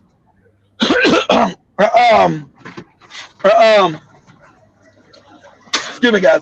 What you're dealing with is a humanized animal. That's what you're dealing with. You're dealing with a humanized animal, and you can't distinguish that because it looks like you. Has 2 arms, a nose, fur on top of his head. You ain't got fur though. It's got fur on top of the fucking head. You know, it's got feet. But you're looking at a humanized animal, not a human being. As AI said in that video, you're looking at a goddamn NPC, a non-player character, with this with some fucked up energy housed inside of it with animal parts. Okay, this really fucked up. Right? Go ahead, Joe. How did you think that was going to end? Where did you think that was heading? Wallahi, I tell you, any Muslim who had read the Quran could have told you that your project was doomed from the outstart. See, he's talking about that wicked ass Quran, which is no better. That wicked. He's talking about his wicked ass. He's talking about his wicked ass book that's been involved in African slavery, murder, raping of African women, killing of African children. Talking about read his goopy Quran, that wicked ass piece of shit. Then you read that garbage. That hasn't taught these people how to be sad. There's another form of savagery. The white Arab who's not even Arab, right? Fake white Arab, who's mostly Turk, come from the steppes of Asia, who've taken over African culture. So enough of him, Joe. We're done with him. So because we're gonna run out of time, so I gotta say things about disclosure. Like So the videos remaining. I know. Play the next one real quick. See what the next one is. So let me see what this one is. Make no sense. Okay, yeah, pause. Now pause. Now you got this country guy. So now we know that there were a group of pastors in America that the Congress brought in for disclosure. Now I'm saying, I don't believe nothing they say. I don't believe none of it. But of course, white people get mad because they still believe this white man Jesus, their white man story, which is all fake. These are demons. Now now this what you see it. He's housed with demonic. All of them are housed with demonic energy. That's why they're white. See, melanin is a coating, guys. It's not just a color. Melanin is a frequency. It's a frequency of God. So that's why, unless you're on drugs, drinking a lot of alcohol, you're drunk, they can't house demonic energy into you because your melanin is a protective coat. And so to create other entities, they had to make it non-melanated, because you also, your melanin is what a magnetic field, right? So they can't just house other consciousness of low vibrational energy into your sphere or into your shell, unless you fucked up high on drugs or some shit, or drinking, you some kind of a drunk. Because if you don't know, like I told you guys years ago, you have an aura field around you, and the way you poke holes in your aura, this is science, so don't go crazy. You don't know this. You have an aura. This is an invisible magnetic shield around your body, and the way you punch holes in it is by being on drugs, drinking alcohol excessively, having, and that was me, having a bunch of sexual partners, shooting out your sperm, having a bunch of sexual partners. I didn't know none of this yet. When I was younger, I had a lot of sexual partners. So when you have a lot of sexual partners, you're weak in your aura field. That allows these entities from other dimensions to house themselves into your body. They can match your frequency, and that's what demonic possession really is. So when we're looking at the church or the Catholic Church, it's Hegelian dialectic. They know all this. They've stolen all our tablets, all our information. So you think they're fighting against Jesus and the thing? No, they're part of the motherfuckers putting the demonic energy in that shit. Because the church is evil, it's wicked. The ones at the top, they know why the church was created. Not the average Bazungu. He believes in this bullshit. He believes that the white man is a god. He was some kind of goofy guy with fur on his hair and get lice. That's why they hate you. You don't get lice on your head. Imagine these motherfuckers walk around bugs in the head. These guys got bugs all in their fucking head because we know this animal genetics. And when I tell you animal genetics, this is real. This is shout out to the AI that they cancel, right? This is real. Human beings don't get bugs in their fucking head. We don't get fucking bugs because we are human and we have actual hair and not fur. But they never want to mention that to you in none of their movies, right? About them having fur. And they get bugs in their head because they have fur, like an animal. So that means they're what? Created from animal genetics. These are facts, whether you like it or not. I'm not giving any race. It's not racism. I'm telling this is factual or it's not. Because as an advocate, I have no hate for nobody, right? Because no one's worth our hate. But we're going to be factual. Because you cannot get bugs in your head like an animal unless you're carrying animal genetics. So we know everything our ancestors said was real about the Tamahu and some motherfuckers being created. And that's what's happening now with disclosure. See, the white man don't want to admit it. Oh, these are demons. That the disclosure telling them that you were created. And we know they were created with Bigfoot genetics. We know they got Bigfoot in this motherfucker running around here. Because they found, you got to TikTok, they found Bigfoot. Bigfoot, like I told you, is a Neanderthal. Everybody don't want to tell you Bigfoot. They want to, oh, Bigfoot ain't real. Oh, we don't. They want to make fun of Bigfoot because that's their genetics. A Bigfoot is a Neanderthal, and that's in them. Africans don't have Neanderthal genetics. The monkey gene. They like to call black people monkeys, but we're the only people that don't have monkey genetics. See, monkeys don't have hair like us. They have hair like them. Apes don't have hair like us. They have hair like them. Apes don't have lips like us. They have lips like them. And so disclosure is telling them that they were created by the demiurge. Shout out to AI. Said, you're created by the demiurge. They would say all human beings. No, not black people. All other people, Asians, East Indians, you're created by the demiurge and the archons. That's why you got fur on your head. Disclosure's telling you that. Go ahead, Joey. Go ahead and play it. Okay. Was also at the meeting. His name is Larry Ragland. Check out the clip. I did to come to a private meeting with a group of men who are connected with the intelligence world that are believers, but are still have very high security clearance. These are legit, true men of God that are still connected to Washington and even this current administration and all branches of military. And they literally told us, we had a sitting congressman, a very well-known congressman from Missouri. He called into that meeting as well. That was just for pastors. And this is what he said. On speakerphone, this sitting powerful member of Congress said, are the pastors listening to me? I'm getting chills right now because this happened to me. He said, are the pastors in the room listening to me? And I said, yes, sir, we are here. And he said, listen to me. Go and tell the church they are not ready for what is coming. The narrative that is coming, what they are going to say is going to be like nothing you can even imagine. They are preparing to tell us that they are from another dimension, that they are our creator. And they're your creators. So we know.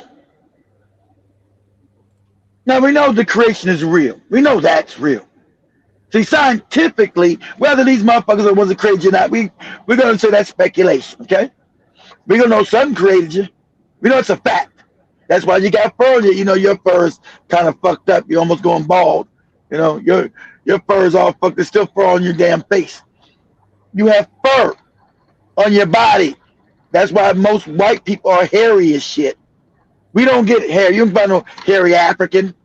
A bunch of hair on our chest, down our backs, all that. You people have fur. You were created. Yes. Were they interdimensional beings? I don't know. Or were they aliens from another planet? Some say you created by aliens from another planet. Some say you were created by the demiurge with international beings. Now we might, like, that's all speculation, but we do know that you people were all created. We do know that. That you're not Homo sapiens sapien. We know that. That's why you don't have the, so ain't nobody go get no genetic, they tell that old fake ass black people were in the snow. That fake evolutionary story that's non-scientific. It's all fake theory. Well, it's a theory. And everybody can prove black people were in the snow and became white and their face got, and their hair and shit became fur. How'd that happen? How'd we get fur because of the damn cold? That's a lie. You can't get fur because of temperature. Your hair is fur. So you don't get slanted eyes becoming an Asian because of the temperature. It's all lies. They know it's lies, but they got to keep that up, right? Full disclosure, because they were created. That's full disclosure, because the evolutionary story is idiotic. But to go to any science course, any academic course, you must agree with this lie. And it can be easily debunked because when you get white skin on the planet, there is no ice age. White skin on the planet is relatively new. So there's nobody black going up in Europe and becoming a white man. They tell you the nose gets thinner. But okay. See, they mess up because they don't think you know biology, because the whole biology changes. That don't happen because no climate adaptation. Your biology doesn't change because climate adaptation, that you're in a different climate. Your melanin doesn't change. They have pheomelanin, which is animal melanin. We have EU melanin, which is human melanin. So that don't happen because of different climate. They have pheomelanin. You understand this? That's animal melanin. That's a fact. So all this fake story they give you about this evolutionary nonsense, it's a lie. Because all non-Africans have pheomelanin. This is a fact. You can go look that up. That's animal melanin. All Africans, see, shout out to you goofy FBA morons, don't want to be African, then you got pheomelanin. And you got fur on your fucking head then. Because if you're not from the African or the Negroid race who has EU melanin and no animal component, right? Africans don't have animal component in our genetics at all. So when you got the people that got monkey genetics and them calling us a monkey, it's ironic. All these white people and Asians call black people, African people, monkeys, and we're the only ones that don't got ape or monkey in our genetic makeup. All of them do. They have the Bigfoot, which is the Neanderthal. They want to tell you Bigfoot's a loot. We know Bigfoot is real. And a Bigfoot is nothing but a Neanderthal, guys. They don't want to call it what it is. Don't call it a Bigfoot. Call it a Neanderthal. And that's in all of their genome. That's nothing being racist. That's a fact. They know they got between 5 and 15%. They want to tell you 3. It's a lie. It's more than that. 5 and 15%. They got that damn fucking ape up in them. These are facts. That's why they're warmongers. That's why they like to kill and rape, murder, and don't nothing change from that. You can't change that because it's in the genetic coding. You can't soothe the wild savage, the wild beast. You can't soothe that. You talk about, we can change it. You can't change nobody's genetics because they got Neanderthal in their genetics. Go ahead, Joe. Go ahead, play it. Okay. A minute. Okay. Got it. There is no such thing as God. Jesus was invented by them. The Bible was invented by them. There's no such thing as a creator power. There's no such thing as their fake God. That's what the aliens. There's no such thing as your fake God. Your fake Jesus. Your fake Allah. Your fake fucking Jehovah. All that fake ass shit. Because that's new. And you have critical thinking. You should know it's fucking fake. You should know. These guys in your book of race. These guys are jealous, racist, third bloodthirsty murderers. What fucking kind of God is this? What kind of divine being is this? Is a bloodthirsty murderer and rapist. Tell you go wipe out whole people and rape them, rape their women, steal their land. That's in your goofy books. That's in your goofy Quran. That's in your goofy Bible. What fucking kind of goofy God is this? It's not. Go ahead, Joby. Prepare the people for what is coming because they're not ready. But he loved us so much. He made sure that he told us exactly the blueprint to study. Mm-hmm. He said, study the days of Noah. And if you can understand how Noah responded, that's how you're going to have to respond. And I believe days what of God Noah. is doing in the body of Christ. There's no. Why would they be telling Noah. us this now? You have people in the church. Yeah, you're telling me that we're created by interdimensional beings and God is made up by them? What the heck? Daddy, are we going to get breakfast after this? See, pause. See, as a white man, he Yes. can't believe. Go Pause. ahead. As a white man, he can't Yeah. believe that. But whether we say that's true or not, right? See, that's the cognitive dissonance of these white people, since they've had power for the last 500 years, right?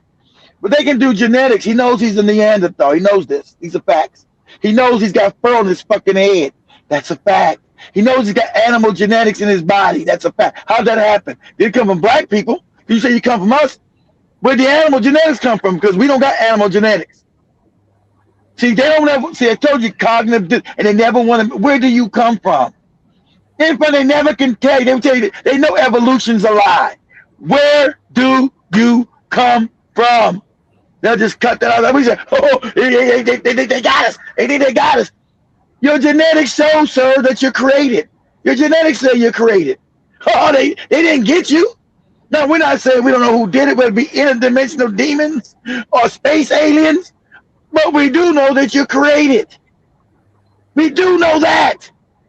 We know through science that you're created. And you got fucking fur and you get lice in your goddamn head. Like an animal, like a horse, like a cow, like a goat. You get lice like a cow, a goat, and a fucking wolf or whatever the hell. You get that. That's a fact. You know, like a Bigfoot. You get lice like a Bigfoot. Go, Jim. Go next.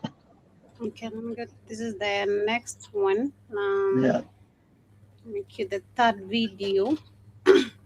Niggas, I think I only sent you 4.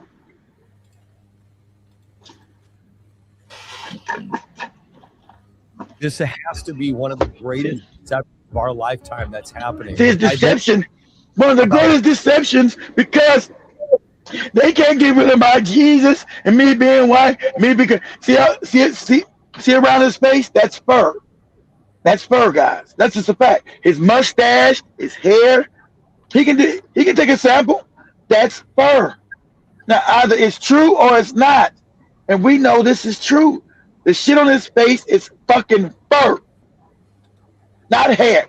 Only people, remember, they hate black people. Only people got hair on this planet are black people. The stuff they call nappy and try to put down. Or when they call you nappy head hoes, your head is nappy. Our hair is kinky for a reason, because it is a conductor of light. Because we're created by the real what? Creator of the universe, the source. So we conduct light energy. Our hair coils like a power station coils, because we are a conductor of light. That's why our hair is curly. Theirs is not. Their head is dead, like fur, like an animal. Either that's true or it's not. Has nothing to do based on any race. See, I'm going to tell you, it has nothing to do with any racism. Either that's true or it's not. Either it's factual. They don't want them to know this is factual. And if it's not, why you take down videos? Either it's true or it's not. It's nothing to do about being racist. You people are the ones racist. Everybody treat everybody equal. You people are the ones don't treat people equally and fair based on your race. So everybody else is a non-human being. You found the Africans the only true human being on the planet. All you other people have admixture of animal. And that's factual. Either is or not. And all you people with your mixed babies, they got Neanderthal in them. Okay? Whether you like it or not. See, they try to get out at the one drop rule. That's bullshit. And you sleeping with a white person, an Asian, whatever, then come out a black woman that has what? The animal genetics. You mix your genetics with an animal. And they have Neanderthal genetics. That's a fact. So spare me with the mulatto shit. Spare me. They have now Neanderthal genetics. That's a fact. Okay? It's a fact. Go ahead, Joby. of you are at risk of being deceived by this Deceived. alien extraterrestrial UFO UAP conversation based on the information that's been entrusted to me and the men here by credible sources. If you are a born again believer, I'm telling you, most Born again people are believer, these are asking the demons. wrong question. They're asking, is this real? And we They know it's know real. that this is real. But, The right yeah, question is, yeah. We what know it's is real. We know exactly. We know it's real. We know you people are created. We know that's real. Okay? We know that's fuck whether you believe in Jesus, Allah, whatever goofy shit you believe in. We know that you people walking around here were created by something, someone, some being, something. We know that. Go ahead, Joe. It's on aliens.gov. I don't think they're aliens. I think they're demons anyway, but that's a I think they're demons. I think they're Ancient demons. demons in New Days. They changed their ancient costume, demons. but it's the same spirit behind that costume. The impending battle is not light versus No, dark. It's that is light demonic versus entity. false light. That's always how Satan comes up. Light versus false light. No, no, crazy. Now we know it's demonic energy. It has nothing to do with the demons. They talking about that goofy Bible shit. That's a lie. See, it's funny. All these texts are new. And then when they meant all this bullshit, they remember because all these other people are new to the planet. They're new. Caucasian race, Asian race, East Indian new. Okay. So you got this congressman right here. This American Congress telling the truth. 2 weeks ago. He telling you it's the truth that they've already briefed him about them being created and hybrids. So that's them telling him. I'm sorry, Joe. That's okay. They're him telling they all you motherfuckers are hybrids, right? Nothing racial. All you non-Africans are hybrids. You've been created. You've been back crossed with ape, baboon, Rhesus Pieces monkey, Rhesus monkey, Rhesus macaque, and all other kind of crazy shit. That's in your genome. It's there. So that didn't happen to no evolution. Africans didn't start fucking a macaque and a damn Bigfoot and make you. If that's the case, explain the white skin again. How'd you become white? If a black man went up in Europe and fucked the goddamn Bigfoot, explain the white skin. The baby would be black, wouldn't it still? And damn sure didn't come to no damn ice. Because I'm cold. Shout out to Bobby Hemming talking about the damn Eskimos up in Alaska. They're still mixed with a little bit of brown. It ain't our melanin, but they're brown and they've been there forever.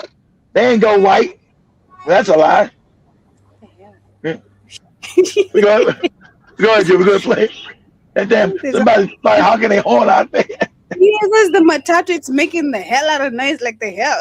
Alarming, the way you said that, at least. Yeah, well, because of the circumstances and where it was, I can't get into too much specifics, but it was elaborating on some stuff that we'd asked for, and it was important to get this person in a secure setting to where we could ask him these questions. And there's somebody in the meeting with us, one of my colleagues, I guess you'd say, was basically there just to kind of upset the apple cart and to throw, a monkey wrench into the deal. And every time a question was asked by this particular party, it was really the answers were out there, and they gave them, and they gave specifics, they gave addresses, they gave times and dates and people that were in the meeting. And this went all the way up to the executive branch of previous presidents, not this current president. So there have been different reports over the years. Some reports that there have been pieces of machinery that were found that did not seem earthly. And then there have been reports about life that is not earthly. Which one of those two, or both, are you talking about? A form of life that is not earthly, or just something mechanical that's not earthly? I'd say you'd be safe to say both. The way you described this, whatever happened at this meeting, this briefing that was happening, was there something that if we knew, we would feel that we are in danger? You said you wouldn't sleep at night if you knew the things that I saw in these briefings. Yeah. Should we believe that? That's the part where it seemed alarming. I don't think we're at danger of this. I mean, if these things exist as I think they do, they could have destroyed us with a blink of an eye. I just don't see that. And I think that I just think, but I do think they have the technology and the capabilities of something that we can't understand or we can't grasp. What I want to make sure I'm understanding is a member of our government has told you, well, he's a member of the government, he's Congress, I guess, that there is a form of alien life and machinery which maybe brought this living now pause that, living creature, pause that. No, they're human. They most likely be human. Remember, I showed you with Joey about a couple of years ago. We showed you guys about how Inky was coming up from the depths of the Mediterranean in that flying saucer, and those guys were in the boat and they couldn't hear it. They couldn't see the flying saucer coming up out of the ocean. He was underneath their ass. That was real. So we talking about the Anunnaki. So they said they all name it the Anunnaki. Enlil, Inky. Enlil's now become Jehovah, your fake God.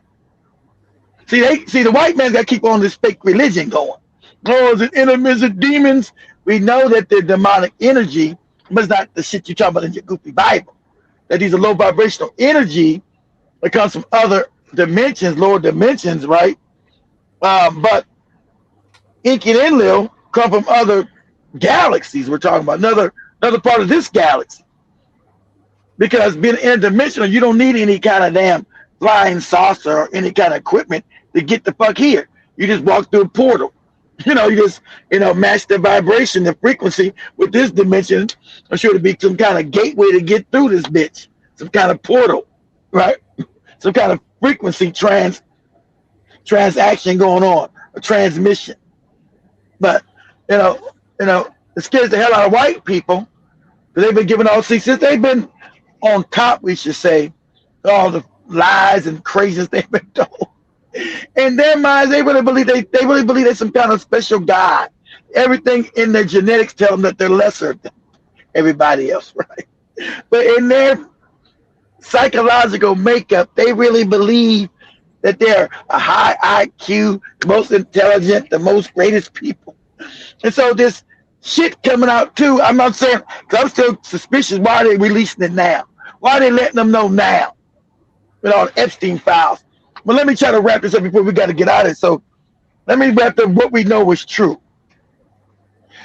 So, because we're going to do from the peripheral, because we can't know everything, right? But what we know is true. We know the entities and Africans created a bunch of fucking people. These things we know are true just through biology. Okay? We know that's true too. We know all these goofy religions are lies. We know that. Whether you like it or not. These things that we're going to put the things that we do know that we can prove, right? So we do know the reason why all these kids are coming up missing. We know they've been eating babies and drinking the blood. That's all came out Epstein files. So it's not allegedly. So we know why they're doing it because of what they're talking about, this interdimensional beings, this demiurge that they sacrifice the children to because of what? It's a burst of energy. Remember, the body is just a shell. Inside it is housed energy. So you release the energy so these entities, these demons, these archons can feed off energy because our ancestors to our ancestors that this demiurge has been disconnected from true source, true creator of the universe. It was disconnected. So it can't get energy like we do from true source. So it created these entities, these other people in the black realm, I want to call the earth, to cause us to be disengaged and to keep us in a low vibrational state so it can feed off our spirit energy, right? That's why we're now in a reincarnation trap and can't get out of it, because if we ever got it, the energy cycle breaks and all these fucking things cease to exist.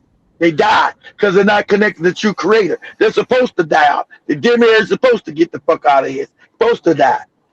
But they created a system, an illusion that we live in, this illusion of birth, death, and recycling.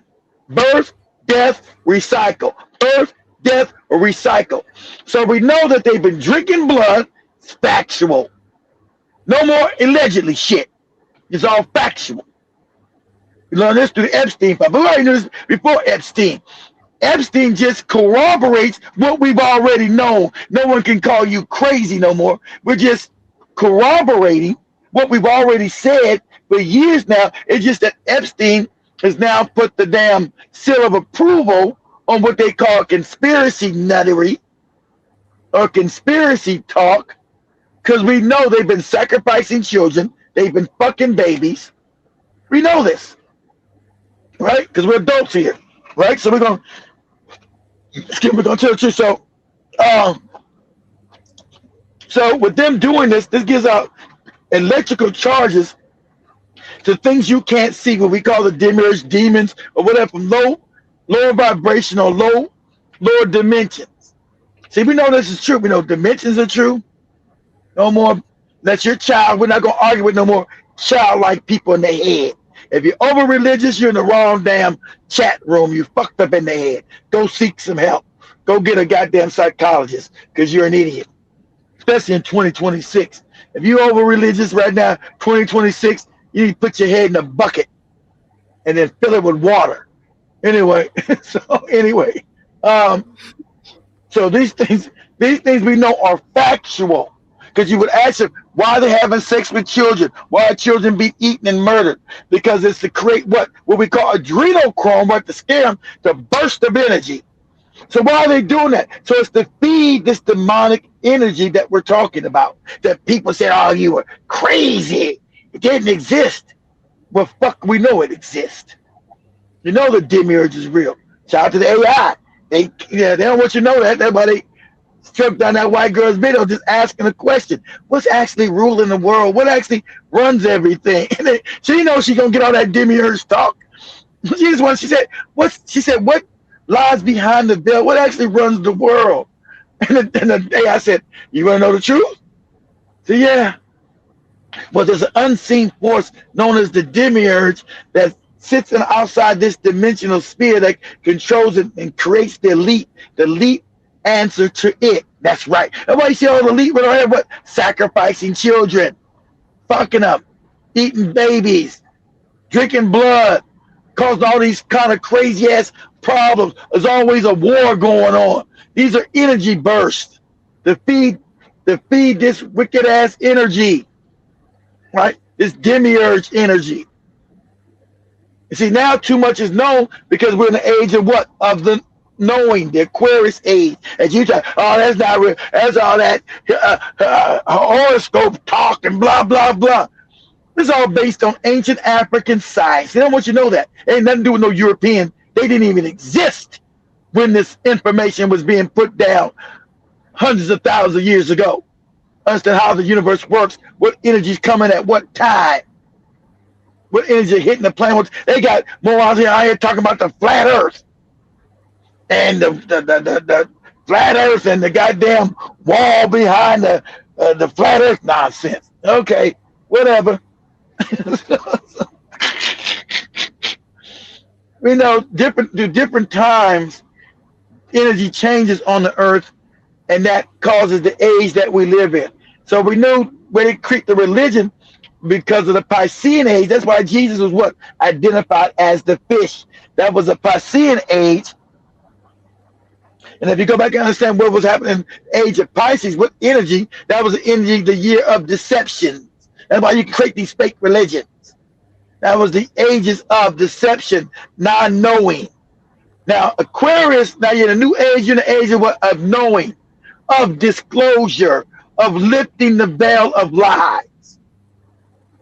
Well, how you know you're in the age and what energy possesses that age? Because as African people, you've already mapped this. You've already lived through these ages over and over again. The great year cycle. You've already lived them. That's why you could map them and name them and knew what would happen at what time. You already did this. So that's why you see all this shit that so we know the age of Aquarius, what the age of awakening. Now everybody, Africans are starting to wake up. Talking about aliens and shit. Talking about motherfuckers eating babies and fucking them. All this disclosure's coming out. All this shit. Because you're in the age, this is the energy of that age. That's why this is real. And your Africans are the ones who wrote these ages down. Hundreds of thousands of years, probably millions. I don't know, probably millions of years ago. African wrote all this information down because he's the only one that lived through all these ages of time and understanding. At this time, this happens at this age. This is the mindset at this age. This is the mindset at this age. And you see, this is true. Go back and study the Piscean age and see why you had these goofy religions and why they were not going to be able to allow to last in what you call the Aquarian age, because too much knowledge and information was coming. So the Christian sanity was not going to work. It's going to die out. Islam is going to die out. Buddhism is going to die out. Hinduism is going to die out. All these fake religions are going to go because they're non-truthful. And it can't sustain the energy of this age of Aquarius. That's why all this stuff is. That's why they started to know. They're created. You're not going to be able to stop that's coming. That they are created. That's not Keith saying that. That's my ancient African ancestors. Joby was probably there cooking these motherfuckers up past like 5, 6, 8,000 years ago.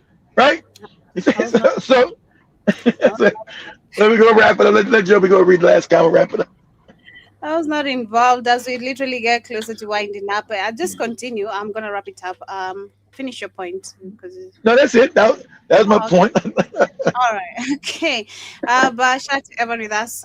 John Mosquito, Jiba Jaba, shout out to Byron, shout out to Danny and Sister Michelle. I see earlier we had Jason saying, my father told me about his father, Mr. Arthur, born in 1895 to 1969. His parents brought some cotton plants in pottery for plants to what? California back then, and his father parents worked on cotton field. Grammar again, kindly. Just a little bit, Jason. But I also see Jibajaba says, my grandparents grew up sharecropping cotton and tobacco in Georgia and Virginia. And I think that's, of course, from the first video of the land grabbing from the USA. John Mosquito again. Jason says, the Matrix movie shows the soul and the spirit leaving the white dude went through the illusion and seen them eyes. And Transmit says it's reincarnation. Is reincarnation bad for the melanated ones with the real souls? I don't think it's bad, because I think with the real humans, so why would it be bad? It wouldn't be bad, because I think for me, understanding history, the only people who cannot reincarnate back, it's white people with the original human beings existence. So there's nothing bad about it if you ask me, or understanding your question correctly. I also see 10 Speed says we must get free from our energy being invested, so knowledge will free us. I think that's a question. I do believe so.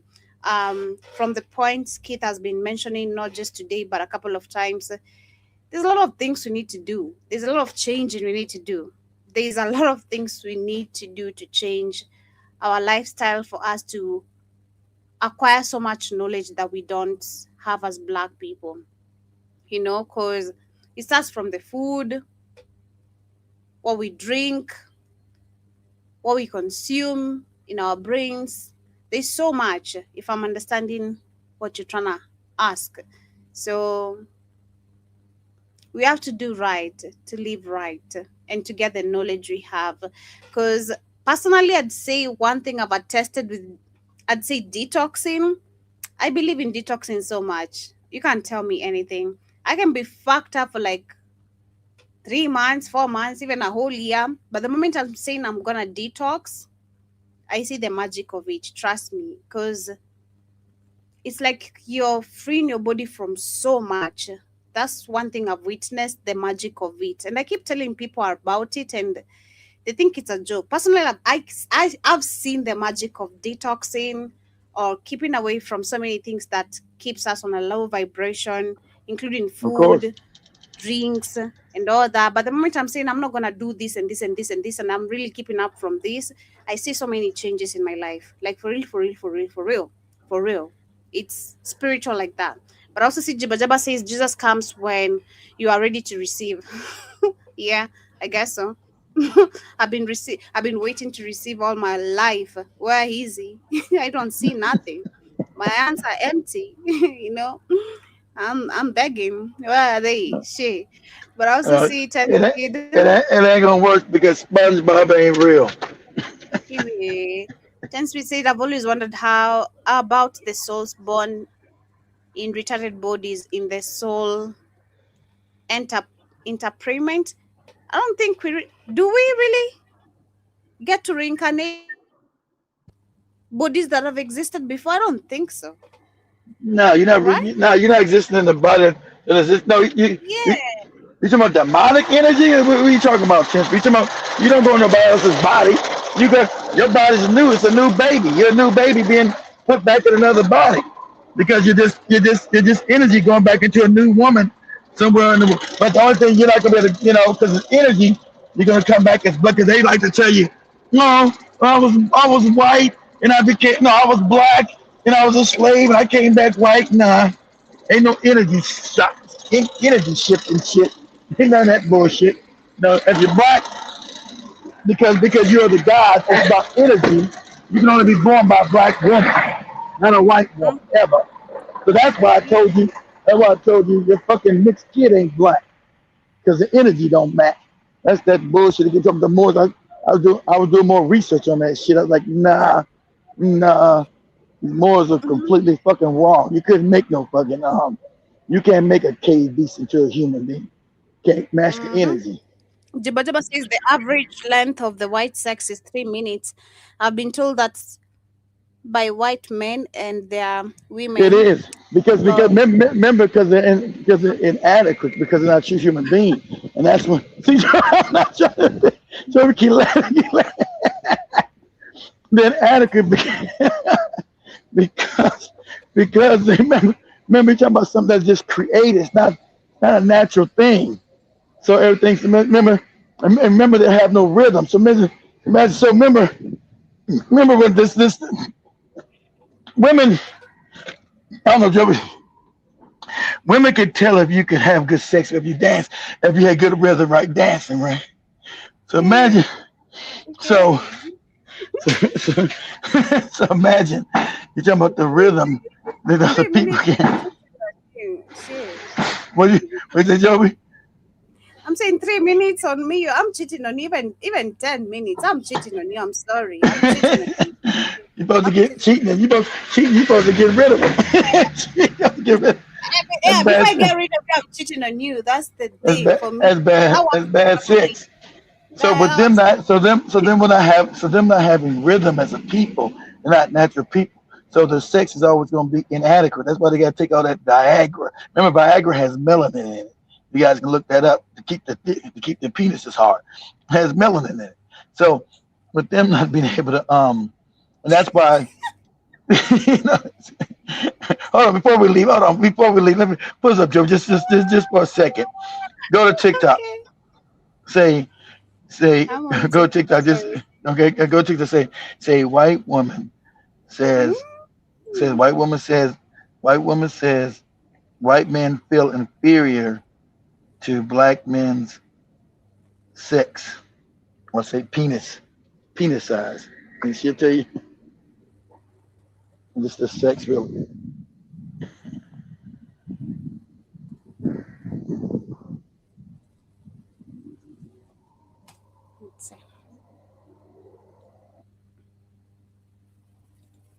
amount of times I've been on dates with white men and they've asked me if I've dated black guys before is ridiculous. I was on a date with this white guy in Chicago last year and he goes, so who do you typically date? The guys that look like me? I knew exactly what he was getting at because most white guys will ask this question at some point because they're trying to figure out ultimately if you're quote tainted. I literally said to him, does it bother you that you think about black men so much more than they will ever think about you? And that ended the conversation, but obviously we didn't go on a second date and I do think he was pretty offended by that. But the amount of white guys, even who are quote liberal, liberal who are genuinely threatened and intimidated by you going on a date with people of color is ridiculous. Because it's not just black men. If they find out that you've dated a South Asian man or you've been on dates with women, specifically women of color, they will react similarly. Although it is obviously the most pronounced and genuinely disgusting that they will look if you say that you have been on dates with black men. But this is just one example of white men trying to figure out the quote purity of the white women they're seeing. And it's a way of resource guarding their own women because they don't like white women seeing other races or other genders.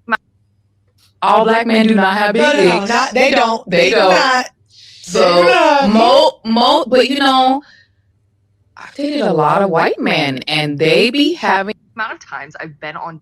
I would love to know why they're so obsessed with a 6-inch member, because literally that's not even enough to some women. It is to some. It's not. I have an ex that had a 12-inch one and it still wasn't worth staying.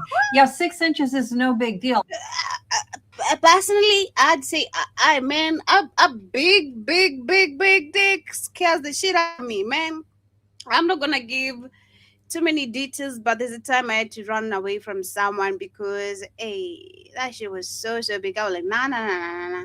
This person is about to destroy the shit out of me, and I can't do this. I can't do this, because I feel like also for women, you know yourself what you can tolerate and what you can't. That's just the difference. Or maybe. Yeah, I feel like women, we know ourselves, you know? There are women who like the big cocks. There are women who like small cocks. There are women who like, you know, not small, not big cock. It's just the right size.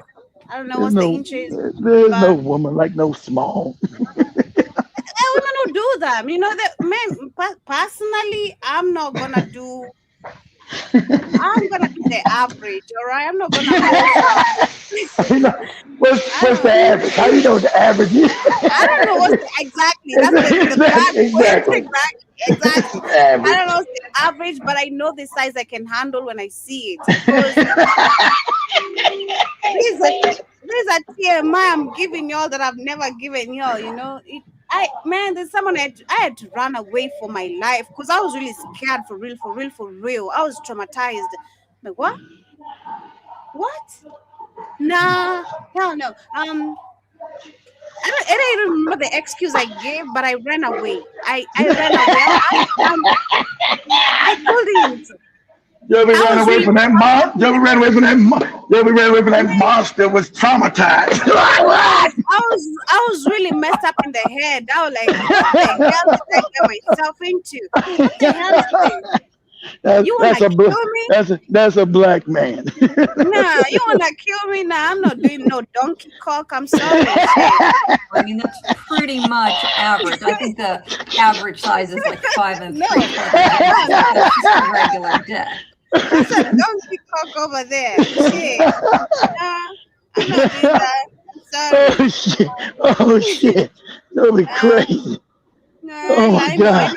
I know what I can handle, what I can't handle. Like, man, because there's some things that give you pain instead of pleasure. You know, I don't want pain, I want pleasure. So I'm not trying to give myself pain where I can't walk. I'm sitting there for hours trying to let my coochie breathe because of the pain. Shit. I'm not doing that. Hell no.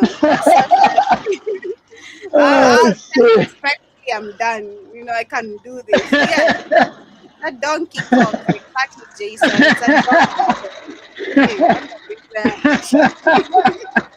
It's a donkey, horse cock. I'm not doing that.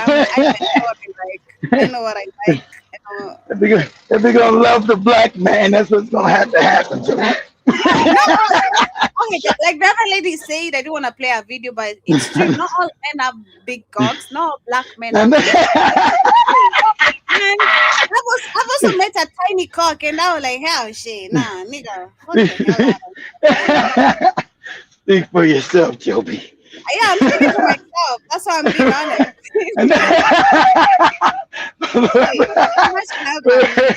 We'll wrap it up, guys, with Joey's introspective about donkey cocks. Much love, guys. Much love, family. I was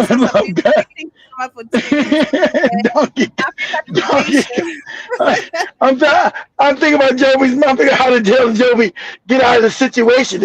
How she excused herself from the dude because obviously he had to be naked. He had to be naked. His penis already out. He was already had, and I'm looking at that shit. I'm like, nah. I don't remember the excuse for real. I walked out. How did you get out of that? I can't remember. Being honest, I'm trying to trace back the memory, but I just know I walked because I was really traumatized. Like really like nah, hell no. He's already butt naked waiting. He's like, so Joby laughed about me with the candle. So Joby did her own sneak thing out, got out of there.